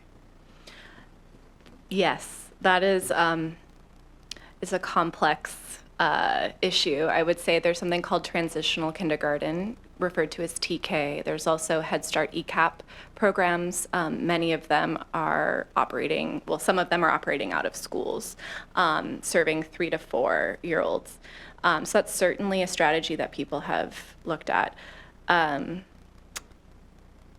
would also say that the world that governs early learning is slightly different. And so when we're looking at the spectrum of care for children of all ages, if 3 and 4-year-olds leave childcare to go to programs that are in schools, you will decimate childcare, because 0 to 2 generally is something providers do as a public good It's much more expensive per It does pupil. not generally pay for itself, and 3- and 4-year-olds' tuition is what helps offset that. So if they leave, childcare They're going to do will it. be. It should be 0 to 4. Then we get into the type of care for an infant or toddler, young toddler, and the environment that's most supportive of their development is different than older children. So I think it's possible, and we were actually just talking about this in the lobby about the school closures in the Seattle School District, and Marie is actually working with partners to consider retrofitting a school to become a child care center. So I don't think it's an impossibility. It's very complex, but I think certainly the real estate for that schools are so much closer to being ready to become childcare centers than a random building. And so I think there's definite possibility there. And like everything, I think working in collaboration with the existing primarily women who are serving our families to come up with whatever the future looks like is really important so we don't leave them behind and have unintended consequences. So I think, yes, I think there's already programs that are doing this, and there's possibility and potential, and it's also just like everything with childcare, super complex. Well, it sounds to me, Julie, like an opportunity for us to use our participation in the Highline Forum to broach this, because we do have Highline schools there, we have Highline Community College there. There's already an avenue for conversation with K-12, and so it might be worthwhile to kind of figure that out too. Go ahead. I wanted just to add on to that about ECAP and Head Start programs that are traditionally in the schools. A lot of times, the operating hours are going to be problematic for airport workers because they are more traditional. Also, there's very strict income qualifications for a lot of these programs. And so as most of your workers don't qualify for subsidy, they more than likely are not going to qualify for like ECAP and Head Start programs that are connected to schools. Yeah, and I think because it is such an extreme desert of like if the supply increases generally, then everybody, it sort of percolates up through the others who, it may open up other spots at facilities that aren't in elementary schools. But yeah, I mean, it reminds me of the conversation around housing, and you can't just convert an office building to an apartment. There's structural things that make that harder than it seems at the outset, but doesn't mean we shouldn't try. I agree.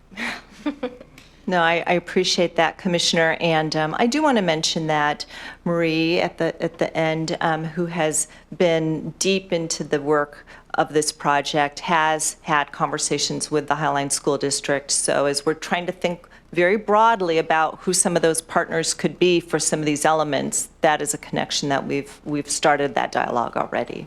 Great. Thank you so much. Commissioner Felleman. I don't know if we ever got a better deal for $100,000 yet. I mean, this was a great piece of information, so thank you. I mean, my son's 28. I haven't thought about this in a long time.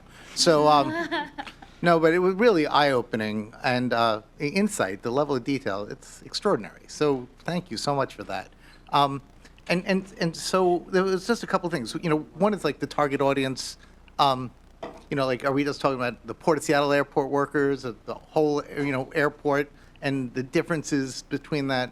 And the point that you made is really important, of course, that you're the experts in childcare, you're not the expert in ports. And so obviously that's where phase 2 would have to try to mesh these things together. I think Commissioner Cho's question to you, Julie, about how much lessons learned can we get from the other airports while they have other parent organizations, government structures, they all have FAA constraints. So if we can learn how to get around at least that hurdle, right? That's a commonality. Then we can deal with the struggles of RCW 53 versus somebody else's nightmare.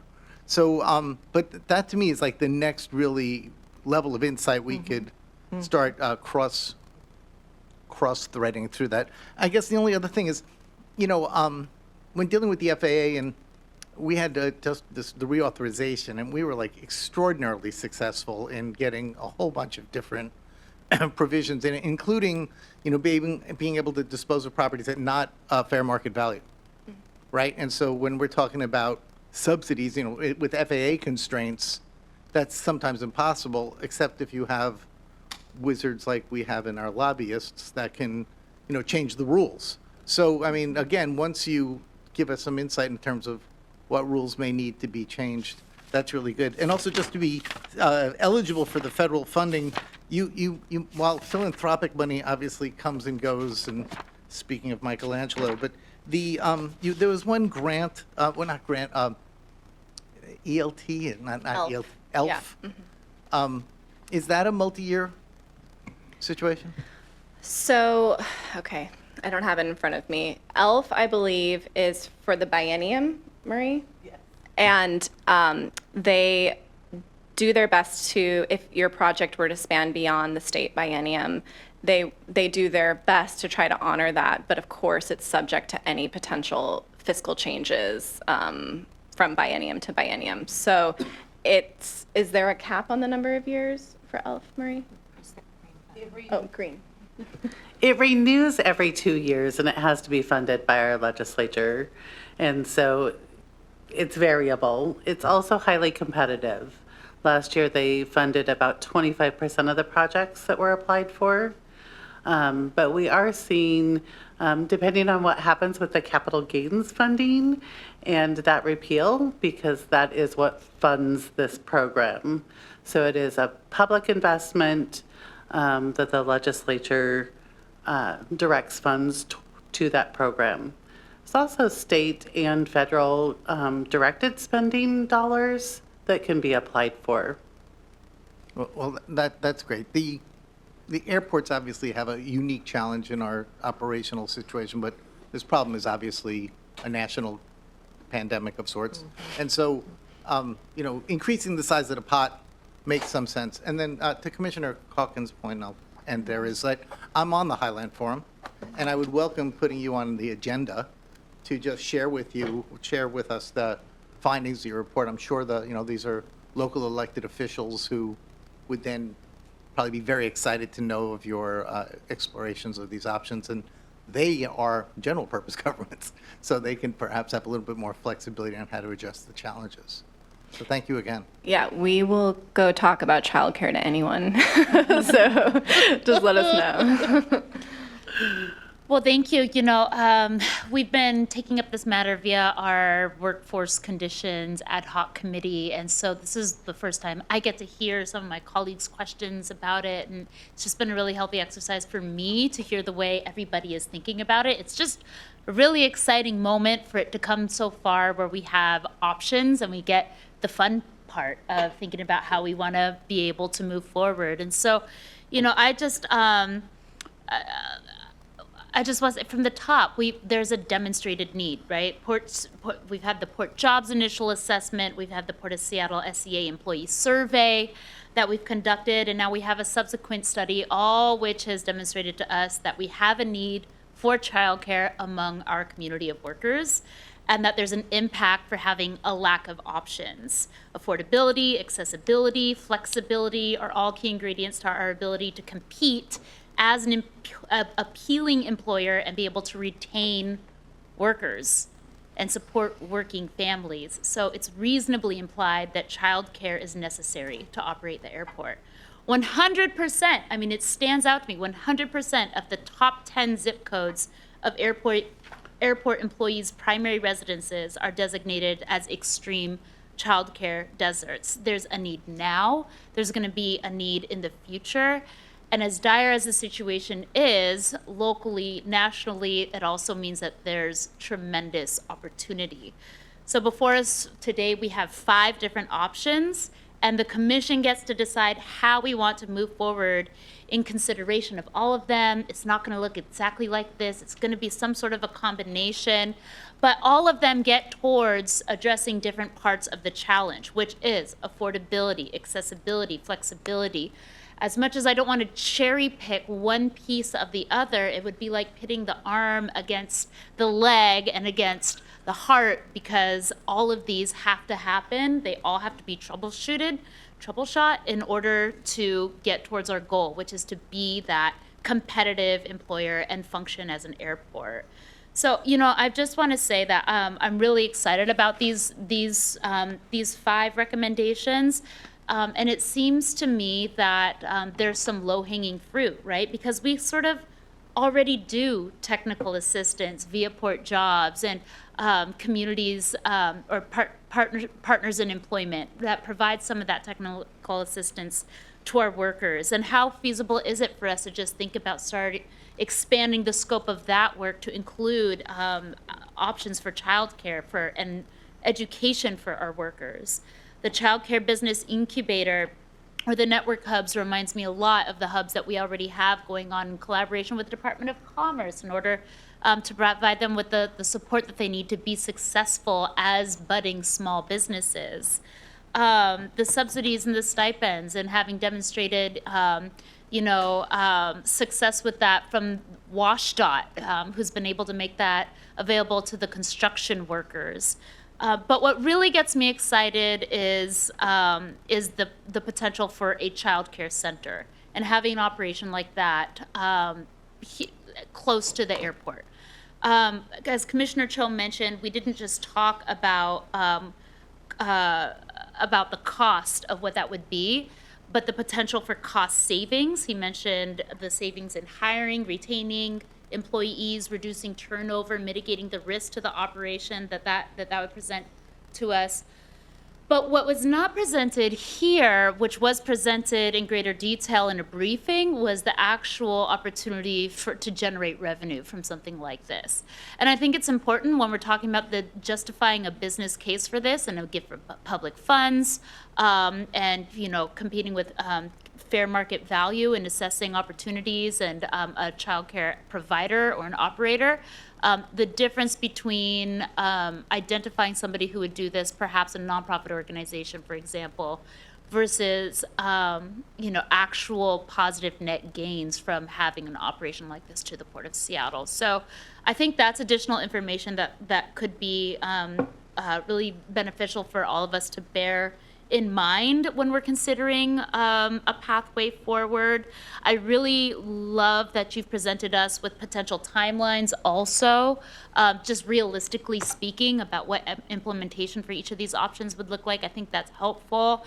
And it's advice well taken that, we're going to have to retain experts on a consultation basis for over the next few years. And I think that the timeline that you've presented here demonstrates that. So, I just, I think Commissioner Fellman got to it in his line of questioning, but this isn't just a phenomenon we're observing here at home. This is a national phenomenon, and that there are funding opportunities available at the state. I'm wondering if there's federal opportunities. Should we be thinking now when we're planning about striking while the iron is hot in order to go after some of these grants and other funding opportunities? So for me, I'm just hoping that as we're deliberating as a commission about funding priorities, opportunities, and being intentional moving forward, that we continue to also bring in our intergovernmental team and our grants team to make sure that we're in constant contact with them to make sure that we're not missing out on opportunities, because like Commissioner Cho said, it's no nominal amount. It's not budget dust, but it could be an incredibly worthy investment for our goals. So I don't have questions. Those are really just thoughts and reactions. If I may be so presumptuous, I'm so proud of the work that you've done. It really has been just a really long effort, and just the fruits of that presented here today was just so beneficial to all of us. So thank you for that, and thank to everybody for your continued progress on this. Thank you. And I would like to just say in closing that this is a phenomenal team. They have brought forth well-researched, thoughtful, very, very creative solutions, and really have provided us, hit every timeline, hit every mark.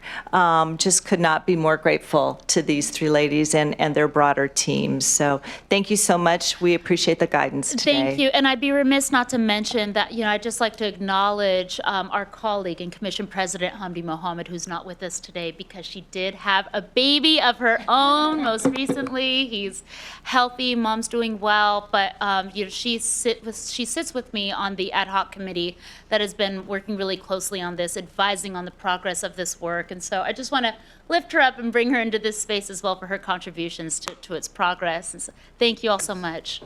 Really contributing to the supply of demand.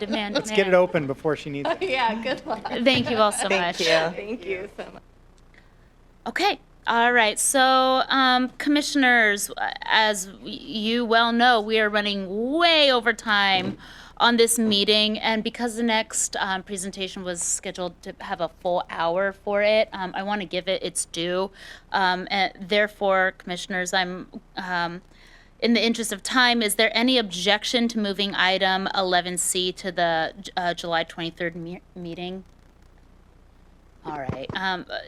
Hearing none, the presentation is rescheduled until that time. I apologize to the folks who have come down to the airport today to present and who sat through this long meeting to present to us, but we want to make sure that you have full audience when you're here presenting to us. So thank you so much.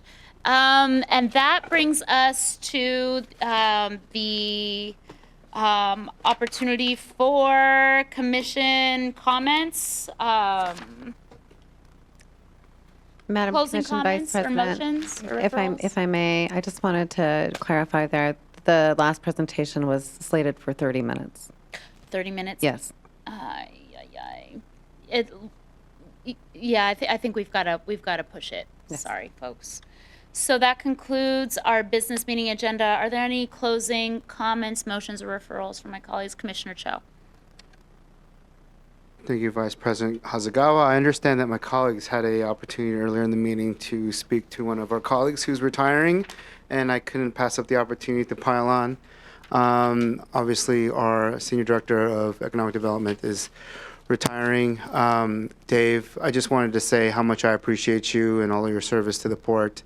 I think, had this amazing opportunity to work with you in so many different capacities. I've brought a lot of crazy ideas to you. Many of them that fell through, but also many that have become institutionalized. So much so that I don't even need to make them budget asks anymore as a commissioner, because you've just taken lead and made them something that is a part of what we do year to year. And your service is at 6 years? You've been here for a good amount of years, and a lot of the success that we saw in community when it comes to economic development is thanks to your leadership. I sincerely appreciate all the great work that you've done for the port, the commission, but also the partnership you and I have had over the years. We're going to miss you. But as I always say, whenever we lose somebody, you always have a home here at the Port of Seattle. People always tend to come back in some capacity, some way or another. But whether or not you choose to come back or not, the doors are always open for you. I really do appreciate you, and we're going to miss you around here. So thank you for all your years of service. Thank you, Commissioner Joe. The port retiree lunch is on my calendar, just so you know. So I will stay in touch, okay? I really appreciate how much we've done together. It's been indelible, and I've enjoyed getting to know you and just moving the needle together. Thank you. All right. Anything else from Executive Director Metrick? Any closing comments? Thanks, Commissioners. Thanks especially for that last discussion about that. A lot of due diligence on addressing a really big issue. So that was a great discussion. And thanks to Julie and Amelia and Kate and Marie for all that great presentation. Thanks. Wonderful. All right. Well, hearing no further comments and having no further business, if there's no objection, Commissioners, we are adjourned, and the time is 3:38 p.m. Thank you. Commissioners and everybody at the dais, if you'll leave your meeting binders with us, we will recycle those for you. Thank you very much.